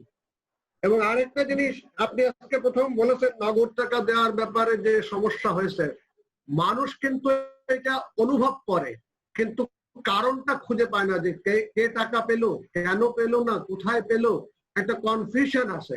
আমি মনে করি আপনার আজকের কথাটা, এইটা আমাদের মিডিয়ার বন্ধুরাও দেখবেন এবং সর্বস্তরের মানুষ এ সম্পর্কে ভালোভাবে জানতে পারবেন আর কি। আর শেষ কথা, এটা আমরা মনে করি আপনার কথার মধ্যেই আছে, শুধু চাল বা গম দিলেই নয়, ডাল, তেল, লবণ এগুলো দেওয়া দরকার। ওই অতি দরিদ্র মানুষ বা দারিদ্র সীমার নিচে বসবাস করা মানুষের জন্য ডাটাবেজের পাশাপাশি আমি মনে করি না যে এখনই এটা হয়ে যাবে, কিন্তু আপনারা মন্ত্রণালয়ের পক্ষ থেকে একটা উদ্যোগ নিলে, আমাদেরও একটা উদ্যোগ আছে, সম্মেলন ঘটানো গেলে ভালো হতে পারে। সেটা হচ্ছে যে আলটিমেটলি একটা খাদ্য আইন আমাদের দেশে করতে হবে। এই বলে আমি অনুরোধ একটু দিতে চাই অল্প কথায়। সেটি হচ্ছে যে প্রথম যে আপনি যেটি বলেছিলেন যে ট্রাকের আশেপাশে লোকজন থাকে না, আমরা বস্তি এলাকায় যাচ্ছি না এবং শ্রম ঘন এলাকায় আমরা যাচ্ছি না, সে কারণে হয়তো বা অনেক সময় ক্রেতা পাওয়া যাচ্ছে না। তো এই বিষয়ে আপনাকে একটু জানাবো, সেটি হচ্ছে আমি সচিব হওয়ার পরে আমি যখন দেখলাম যে ট্র্যাক, আসলে আমরা তো দেশটা উন্নত দেশ হতে চাই এবং ঢাকা শহরে মেট্রো রেল হবে, আমরা চাচ্ছিলাম নতুন যে মোটর ভেহিকেল অ্যাক্ট হয়েছে সুতরাং সেটা কার্যকরী হবে। তো আমি বললাম যে ট্র্যাক সেলটা আসলে আমি ভালো পছন্দ করি নাই, এই কারণে করি নাই যে ট্র্যাক সেলের কাছে প্রায় খবর আসছিল যে ওনারা ওই ট্র্যাকের ভাড়া দেওয়ার জন্য ওই কিছুক্ষণ ধরেন মানুষ আসলো বিক্রি করলো, আর এখন কিন্তু একটা কাজের লোকও লাইন দাঁড়ায় নিতে চায় না, কারণ তার হয়তো কাজ করলে আর বেশি টাকা পাবে, ওইখানে আমি যে সাবসিডাইজড রেটে দিচ্ছি তাতে তার লাভ হয় না, সেজন্য হ্যাঁ লাইনে দাঁড়াতে চায় না। এই জন্য আমি দেখলাম যে আমার অনেকটা মিস ইউজ হয়ে যাচ্ছে এবং এই ধরনের অভিযোগ আমি তদন্ত পেলাম। তো আমি কিন্তু এখানে সচিব হওয়ার পরে আপনারা এখন আর ট্র্যাক দেখতে পান না, এই কারণে আমি কিন্তু এখন দোকান সেলে চলে গেছি। আমার 120টা পয়েন্টে এখন দোকান সেল, এবং সেই 120টা দোকান কিন্তু আমি বস্তি কেন্দ্রিক শ্রমঘন এলাকা, এবং আমি নিজে চিঠি লিখেছি শ্রম মন্ত্রণালয়ের সচিব মহোদয় বরাবরে যে আমরা গার্মেন্টস এরিয়াতে দিতে চাই, এসব জায়গায় আমরা যে আমাদের ডিলারশিপের এটা করতে চাই যাতে আমাদের যেখানে ক্রেতা আছে সেখানে আমরা থাকতে পারি। তো আমি এখন আপনাকে সেটি জানালাম যে আমার 120টি পয়েন্টে দোকান সেলের মাধ্যমে কিন্তু ওএমএস ঢাকা শহরে এখন চলছে। ট্র্যাকে কিন্তু আমরা দিচ্ছি না, ট্র্যাকে দিচ্ছিল টিসি, আমাদের ট্র্যাকে সেলটা বন্ধ হয়ে গেছে। ধন্যবাদ আপনাকে এইটা বলার জন্য, কিন্তু এটা প্রচারটা বোধহয় যথেষ্ট নয়। যদি আমি ডিজি সাহেবকে বলছি যে একটু টেলিভিশনের স্টলে যদি দিয়ে দেয় যে ঢাকা শহরের 120টি পয়েন্টে ওএমএস এর মাধ্যমে চাল এবং আটা বিক্রি হয় মানে স্বল্প মূল্যে, এটা যদি একটু সুলভ মূল্যে আমি স্টলে দিতে পারি তাহলে হয়তো মানুষ জানবে, কারণ এটা আগে ছিল ট্রাকে এখন দোকানে হয়ে গেছে, এটা হয়তো ইনফরমেশনটা অনেক সময় অনেক জানে না। আমি ওইটাই আপনাকে অনুরোধ করছিলাম যে ওটা করেন তাহলে আরো ভালো হবে। আমরা আলোচনার যে পর্যায়ে এসেছি, আমি আহ্বান জানাবো ডক্টর নাজনীনকে কিছু বলবেন। ডক্টর নাজনীন কি আমার কথা শুনছেন? জি, আমার মনে হয় যে আমরা সবাই এটা শুরু থেকেই জানি যে স্টাডিটা একটা কুইক অ্যাপ্রাইজাল, এবং নাজমুনারা আপা যেটা বললেন আসলে এটা ঠিক। আরো যদি আমরা বড় করে, আমি বরং রাইট টু ফুড বাংলাদেশকে বলবো যে যেহেতু সারা বাংলাদেশে আপনাদের মানে কার্যক্রম ছড়িয়ে আছে, যদি আরো বড় করে স্ট্যাটিস্টিক্স নেওয়া যায় তাহলে ভালো হবে। এবং গোলাম মোয়াজ্জেম ভাই যেটা বলেছেন রাইটলি, আসলে আমাদের ইনকামের ইনফরমেশনটা খুব ক্লিয়ার ছিল না বিভিন্ন ব্যক্তির জন্য। এটা হয়তো এই কারণে হয়েছে যে যারা ইনফরমেশনটা কালেক্ট করেছেন আমরা আরেকটু সময় নিয়ে যদি ইনকামের ডেটাটা খুব কারেক্টলি না আসলে সেই ইনকামের ভিত্তিতে যদি আমি অ্যানালিসিসটা দিতাম তাহলে হয়তো ভুল পারতো। এই কারণে আমি ইনফ্যাক্ট আনিসের কথা আবার যদি আপনারা গবেষণা করেন যেখানে এর ইনফরমেশনটা ঠিকভাবে কালেক্ট করবে, ওইটার কিছু নিয়ম আছে সেইটা মেনে করতে হবে। তো এই কারণেই আসলে আয়ের ইনফরমেশনটা ব্যবহার করা হয়নি। আমি এটা মোয়াজ্জেম ভাই বলেছিলেন যে আয়ের ভিত্তিতে অ্যানালিসিসটা, এটা আমরা আয় তো এক একজন এক একভাবে এক্সপ্রেস করে, কেউ ডেইলি ভিত্তিতে, কেউ এটা খুব ডিটেইল না নিলে আয়ের ভিত্তিতে অ্যানালিসিসটা মিসলিডিং হতে পারে, এই কারণে এটা দেয়া হয়নি। আর আমি নাজমুনারা আপাকে বলতে চাই যে উনি রাইটলি বলেছেন যে আসলে কিন্তু আমার কাছে স্ট্রাইকিং মনে হয়েছে, এই কারণে ওই যে 5% মানুষ যারা বলেছে এক বেলা খায়, এবং এটা ডেটাগুলো কিন্তু ওখানে ছিল, ইচ্ছে করলে আপনি ইভেন লোকেটও করতে পারবেন যেটা কোন জায়গার কোন ব্যক্তির, মানে সেই ব্যক্তিকে না হলেও কোন এরিয়াতে তারা এটা বলেছে, এটা কিন্তু ইনফরমেশনটা রাইট টু ফুড বাংলাদেশের যে ডেটাবেসটা এটার জন্য সেটাতে আছে। তো প্রপোর্শনটা কম 5 ভাগ, কিন্তু আমার কাছে একটা বিষয় লেগেছে যে এখনো বাংলাদেশে যেখানে আমরা এত দূর এগিয়ে আসছি সেখানে কিছু মানুষকে কিন্তু এই অসুবিধা মধ্যে থাকতে হচ্ছে, এবং আমি মনে করি সরকারের আন্তরিকতার অভাব নাই, কিন্তু যেখানে হচ্ছে যে পকেট গুলা রয়ে যাচ্ছে। এবং আপনি যেটা করেছেন এই যে দোকান ভিত্তিক বিক্রয়, এটাকে আমি একদম স্যালুট জানাই। দীর্ঘদিন ধরে বিভিন্ন জায়গায় এটা বলে আসছিলাম যে এইভাবে তাও ট্রাকটা হয়তো কমপ্লিমেন্টারি থাকতে পারে, কিছু কিছু সময় জরুরি ক্ষেত্রে কোন এলাকায় হয়তো এটা দরকার হতে পারে, কিন্তু অতীতে একবার আপনাদের কাছে একবার কিন্তু এইভাবে দোকান ভিত্তিক বিক্রয়ের চেষ্টা করা হয়েছিল এবং সেইটা ভালো ছিল, যোগানটাও ঠিক মতো থাকে। তো আমি এটাকে এই উদ্যোগটাকে স্বাগত জানাই। ধন্যবাদ। ধন্যবাদ আপনাকে। আমি একটা কথা বলে দিচ্ছি, আমাদের স্যার শেষ করতে হবে, আর লম্বা করার দরকার নেই। আচ্ছা স্যার, ওই এইটা যেটা বলছি যে আমরা গবেষণা করব আর কি স্যার, আরেকটু বড় আকারে ভালো করে আরেকটা করব, এইটুকুই। এবার স্যার আপনি বক্তব্য রাখেন। আমি আমন্ত্রণ জানাচ্ছি আমাদের আজকে আমাদের এখানে সম্মানিত সচিব আছেন, নাজমারা ডক্টর নাজমারা খানুম। খানুমটা প্রথম শুনলাম, খানুম বাংলাদেশে খুব একটা ব্যবহার হয় না, তো আমার কাছে একটা নতুন ধরনের নাম মনে হচ্ছে। খুব ভালো, নতুন, শুনতে ভালো লাগে কিন্তু পরিচিত নই আপনার। আপনাকে আমাদের সঙ্গে থাকার জন্য অনেক ধন্যবাদ জানাচ্ছি। আমরা বহুদিন থেকে এই কাজ করার চেষ্টা করছি। আপনি যেটা বলেছেন যে আমাদের সংবিধানে আছে, সংবিধানে অনেক কিছু আছে, খাদ্য অধিকার নিশ্চিত করা, এটা সরকারের দায়িত্ব হয়, সেখানে অধিকার নাই, সেজন্য আমরা খাদ্য অধিকার আইন চাচ্ছি। অনেকগুলো আইন সংবিধানকে বাস্তবায়ন করার জন্য প্রয়োজন হয়, তো এই জায়গায় এটা প্রয়োজন, আপনি যদি সেটা একটু সহায়তা করেন। আমরা বহুদিন থেকে চেষ্টা করছি, কিছু আগায় তারপরে এত আগায় না, তাহলে মানুষ দাবি করতে পারবে যে আমার এই অধিকারটা আছে, এখন সেই অধিকারটা তাদের নাই। তথ্য ভিত্তির কথা বলেছেন, এটা তো পুরানো কথা, অনেক দিন থেকে বলা হচ্ছে, আমাদের আশেপাশের দেশে হচ্ছে, আমাদের এখানে ঠিক সেইভাবে হচ্ছে না। এবং এটার বড় কারণ হচ্ছে অনেক ধান্দাবাজ, আমি যাদেরকে বলি ধান্দাবাজ মাঝখানে থাকে। তথ্য যখন জোগাড় হয় তখন তারা সেই তথ্যগুলোকে বিকৃত করার চেষ্টা করে।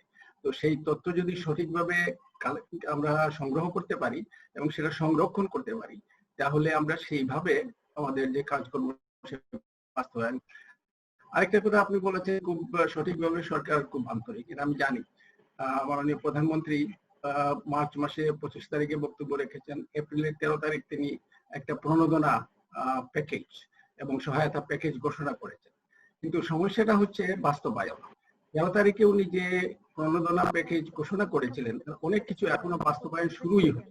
তো সুতরাং যদি এখানে 2-2.5 মাস চলে যায় বাস্তবায়নে, তাহলে আমরা যে নীতি নির্ধারিত হলো, প্রধানমন্ত্রী যে ঘোষণা করলেন, প্রধানমন্ত্রী যে নির্দেশনা দিলেন, তিনি যে কর্মসূচি দিলেন, সেটার যে সুফল পুরোটা আমরা পাচ্ছি না, অনেক দেরি হয়ে গেছে। যেমন একটা আছে ওখানে 20,000 কোটি টাকার কথা বলা হয়েছে, সেখানে পরিষ্কার না 20,000 কোটি।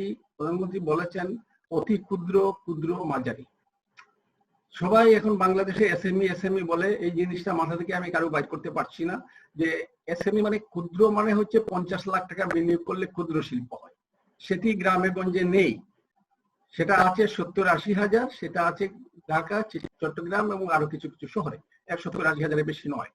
বেশি আছে অতি ক্ষুদ্র, প্রায় 1 কোটি, সেগুলি গ্রামে গঞ্জে এবং অনানুষ্ঠানিক খাতে, এবং তার সঙ্গে প্রায় 2.5 কোটি মানুষ সংশ্লিষ্ট। এবং এদেরই সমস্যাটা বেশি হয়েছে, কারণ এদের কাজগুলো বন্ধ হয়ে গেছে, কারণ তাদের জিনিসের চাহিদা নাই, চাহিদা না থাকলে তো বিক্রি করতে পারে না, আবার কোভিড-19 কারণে তারা কাজও করতে পারে নাই। এটাই বেশি সমস্যায় পড়েছে। এবং বাকি অনেকগুলি কথা আপনি নিজেই বলেছেন, যে যারা হকার এবং অন্যান্য, প্রধানমন্ত্রী নিজেও বলেছেন যে যারা এই সাময়িকভাবে কাজ করে সেবা দেয়, রিক্সা চালক, তাদের অসুবিধা হয়েছে। তো এটা আমাদের এদেশে একা না, একটা জিনিস পরিষ্কার করা দরকার, এটা বিশ্বের প্রত্যেকটা দেশে এরকম হচ্ছে, এমনকি উন্নত বিশ্বেও এরকম সমস্যা হচ্ছে, সেখানেও খাদ্যের প্যাকেট দিতে হচ্ছে।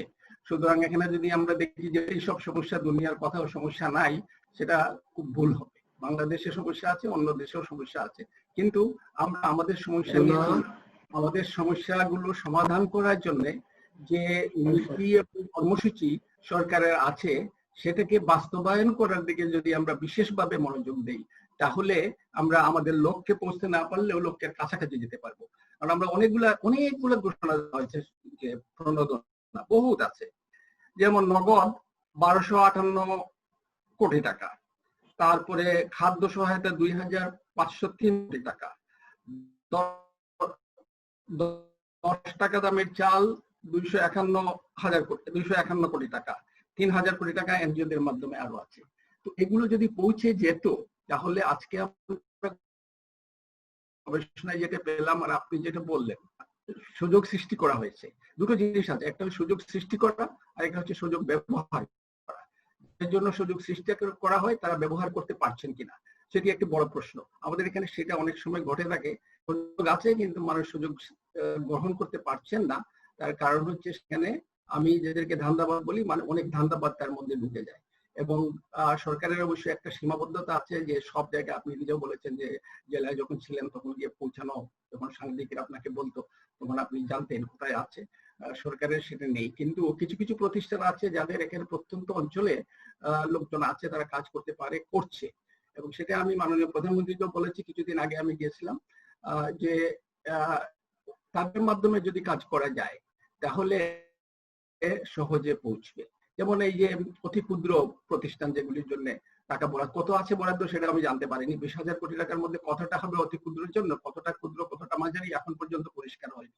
এবং ব্যাংকের মাধ্যমে তাদের কাছে পৌঁছা সম্ভব নয়, কারণ ব্যাংকে 2 লাখ 5 লাখ 10 লাখ যারা নেয় ব্যাংকের একটা ক্লায়েন্ট নয়, তাদের হচ্ছে কোটি 20 কোটি 50 কোটি 100 কোটি, সেটা হলে তাদের কাছে আগ্রহের ব্যাপার। সুতরাং এদের কাছে ব্যাংক পৌঁছাবে না, আর তারা অনেক সময় ব্যাংকের কাছে যেতে পারে না। সুতরাং এতে যদি অন্যান্য অনেক প্রতিষ্ঠান সরকারের আছে বা সরকারের প্রতিষ্ঠিত অনেকগুলো প্রতিষ্ঠান আছে, সরকারি না হলেও সরকারের নিয়ম নীতির মধ্যে চলে, তার মধ্যে এসএমই ফাউন্ডেশন আছে, এনজিও ফাউন্ডেশন আছে, জয়িতা আছে, পল্লী কর্ম সহায়ক ফাউন্ডেশন আছে, আরো অনেকগুলি আছে, তাদের মাধ্যমে আমি কথা বলার পরে যে 500 কোটি টাকা করে কয়েক 4টা প্রতিষ্ঠানকে দেওয়া হয়েছে যারা বিদেশ থেকে ফিরে এসে কর্মহীন হবে, এটা আগে থেকে সিদ্ধান্ত ছিল। তো পল্লী কর্ম সহায়ক ফাউন্ডেশনকেও এর মধ্যে সম্পৃক্ত করা হয়েছে আমি কথা বলার পরে। তো আমি আশা করছি এখনো টাকা আসেনি, যারা অসুবিধাগ্রস্ত তাদের অসুবিধাটা আরো একটু বেড়ে যায়। এই কাজটা যদি আমরা তাহলে আমার মনে হয় দ্রুত কাজ করতাম, তাহলে আমাদের যে অর্জন সেটা অনেক বেশি হতে পারে। সেটা এই কোভিড-19 কালেও একটা অত্যন্ত ভালো খবর যেটা আমাদের আমি যে গবেষণায় যেটা উঠে আসছে যে মানুষের অসুবিধা আছে, কিছু মানুষের অসুবিধা, কিন্তু একেবারেই যে খাবার পাচ্ছেন না সেই রকম এই অবস্থায় কিন্তু হয়ে যেতে পারতো, কিন্তু সেটা হয়নি। তার কারণ একটা হচ্ছে সরকারি সহায়তা, আরেকটা হচ্ছে বেসরকারি অনেকেই আমাদের দেশে এসে যান, তারপরে যারা ব্যক্তি পর্যায়েও কাজ করেন। এটা আমাদের বাংলাদেশের একটা ঐতিহ্যের অংশ। আমরা ভূমিকম্পের সময় দেখি, আমরা বন্যার সময় দেখি, আমরা মুক্তিযুদ্ধের সময় দেখেছি যে একে অপরের সহায়তা আমরা এগিয়ে আসি। তো সেটা একটা কারণ, আর সরকারের একটা কারণ। কারণ অনেক এরকম এই বছর তো অত্যন্ত খারাপ অবস্থা, আমফান আসলো, তারপরে উপকূলীয় বন্যা, এখন বন্যার পরে বন্যা 3বার বন্যা হচ্ছে। এই অবস্থার মধ্যে যে আমরা টিকে আছি সেটা আমি মনে করি যথেষ্ট ভালো অবস্থায় আছি।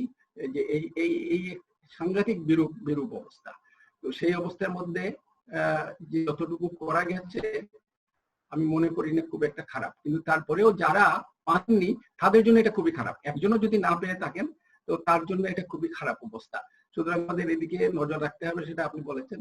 আমি আশা করছি যে সেই ধরনের নজর রাখা হবে। আর আমি সবসময় একটা আহ্বান জানাই যে যারা বাস্তবায়নে আছেন, বাস্তবায়নের দায়িত্ব আছেন, তারা যেন সঠিকভাবে বাস্তবায়ন করেন এবং দ্রুত বাস্তবায়ন করেন। বিশেষ করে এই কোভিড-19 সিচুয়েশনটা যেটা অবস্থা, সেটা প্রধানমন্ত্রী ঘোষণা করেছেন এটা একটা যুদ্ধাবস্থা। যুদ্ধাবস্থায় তো দিন যায় মাস যায়, এটা তো হতে পারে না। এখানে মিনিট এবং সেকেন্ড হিসাব করা উচিত। তো সেটা যখন করা হয়নি, ফলে আমি দেখছি যে অবস্থাটা খারাপ হচ্ছে। আজকে যে সার্ভেটা আমরা যে গবেষণার যে ফলাফল পেলাম, এটা এরকম হতো না যদি যে বাস্তবায়ন যে বিভিন্ন সহায়তা এবং সহযোগিতার কথা ঘোষণা করা হয়েছে সেটা পৌঁছে গেলে এই গবেষণার ফলাফল ভিন্ন হতে পারত। তো সেই জন্যই আমরা যদি সবাই মিলে কাজ করতে হবে, সরকার একা সব করতে পারবে না, কোনো কথাও পড়ে না।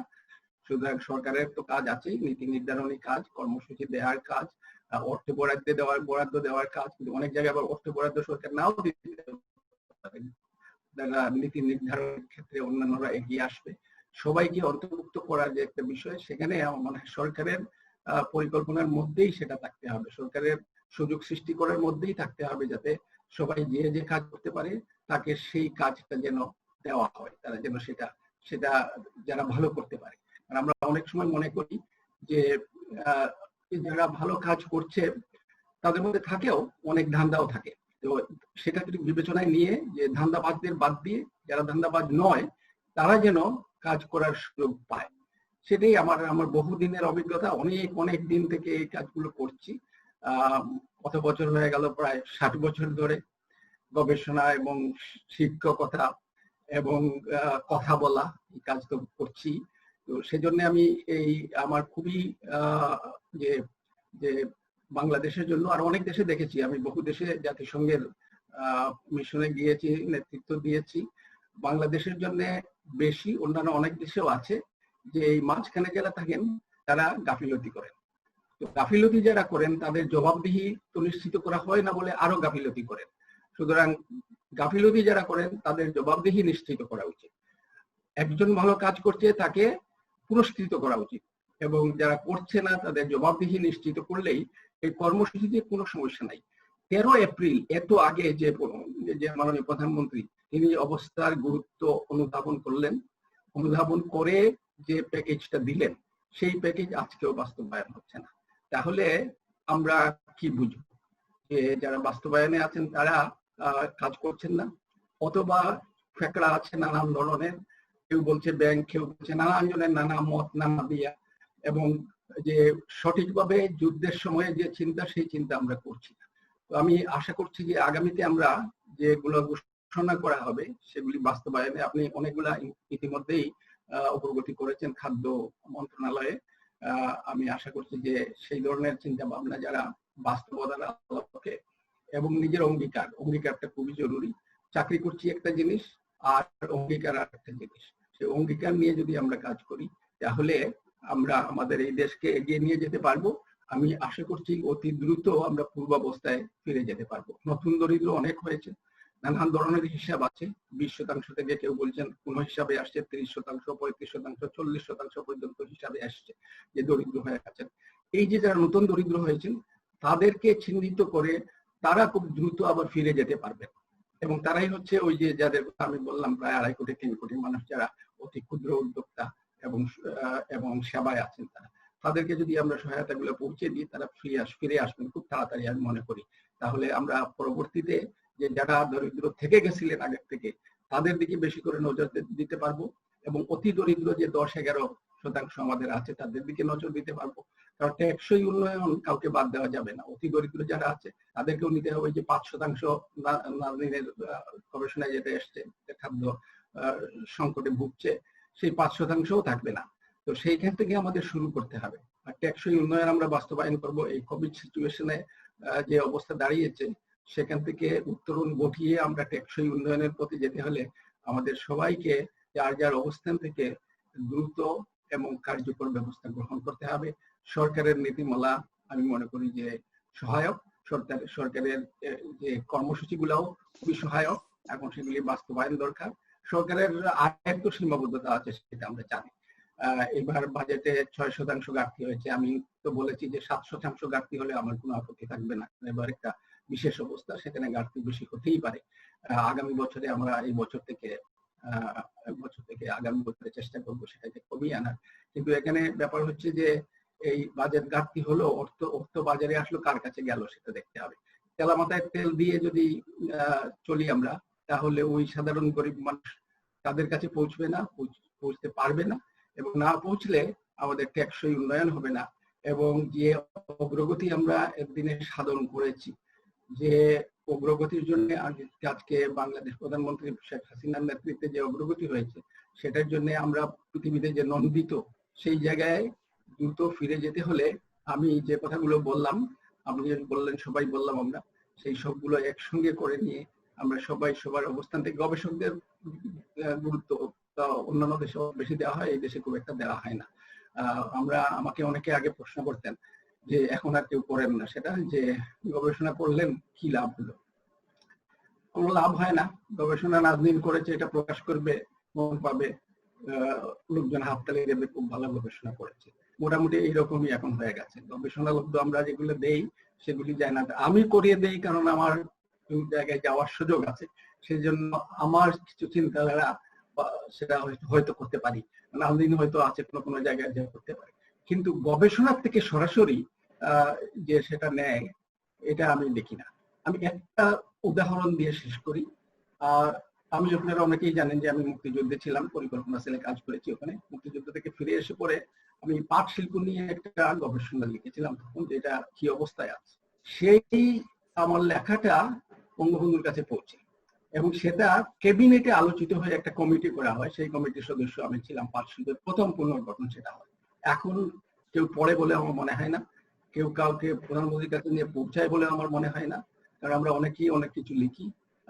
সেটা তো যদি নীতি নির্ধারণ যারা করেন তাদের কাছে পৌঁছত পথ আছে, সেই পথগুলো আমাদের সহজ করতে হবে, তাইলে গবেষণা কাজে লাগবে। অন্যান্য দেশে গবেষণাটা অনেক বেশি গুরুত্ব দেওয়া হয়। যদি আপনার সঙ্গে মিলে যায় ভালো, না মিললে আপনি বিবেচনা করবেন, কোনটা সঠিক সিদ্ধান্ত আপনি নেবেন। কিন্তু ভিন্ন ধরনের গবেষণার ফলাফল যদি আপনার কাছে থাকে তাহলে তো আপনি সিদ্ধান্ত নিতে পারেন যে কোনটা ভালো কোনটা খারাপ। আর না হলে মনে করছেন তো অনেক হয়ে যাচ্ছে শেষ কথা। আমি গবেষণাকে সেরকম মূল্যায়ন করি না, এবং গবেষক যারা তারাও ঠিক যে নীতি নির্ধারণের ক্ষেত্রে যেভাবে গবেষণা কাজে লাগবে সেভাবেও তারা তৈরি করেন না, কারণ করে তো লাভ হয় না। অনেক হয়তো একটা একাডেমিক গবেষণা হয়, কিন্তু অনেকটা নীতি নির্ধারণের সঙ্গে সম্পৃক্ত গবেষণা, সেটা বিআইডিএস এর আমাদের ঐতিহ্য হচ্ছিল নীতি নির্ধারণের সঙ্গে। আমি তো বহুদিন বিআইডিএস ছিলাম, এবং ঢাকায় যখন বিআইডিএস আছে এটার পুনর্গঠন আমার হাত দিয়ে হয়েছিল, এবং সেই জন্য আমি বিআইডিএস এর ঐতিহ্য জানি, আমি প্রথম থেকেই ছিলাম। কিন্তু এখনো মনে হয় না যে বিআইডিএস ঠিক আগ্রহ পাচ্ছে এরকম কাজ করার, কিন্তু যেটা যদি কাজে লাগে তাহলেই।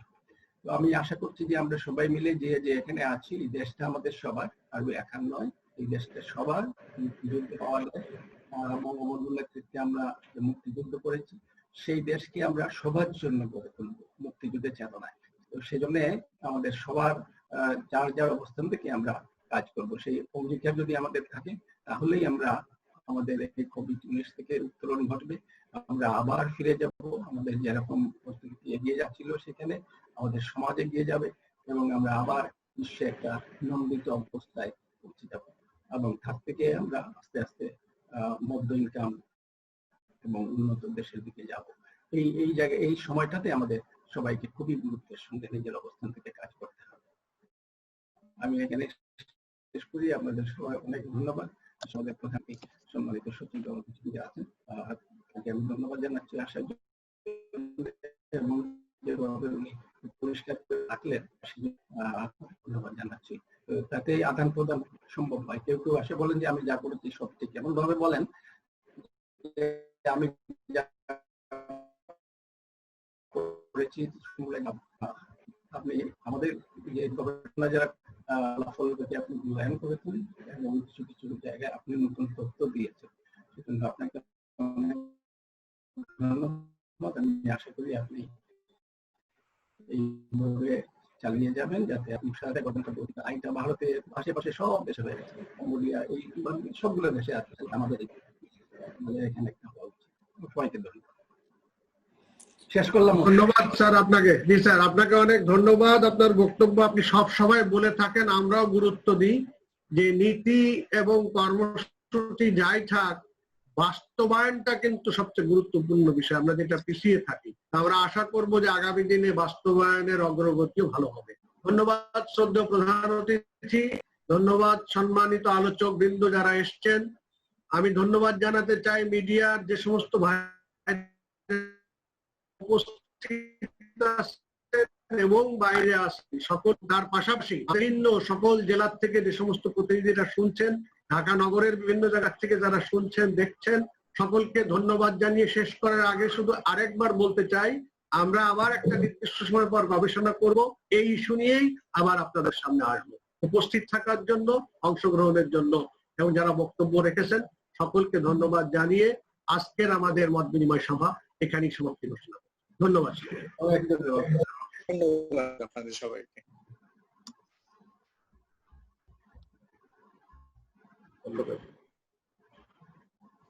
ধন্যবাদ।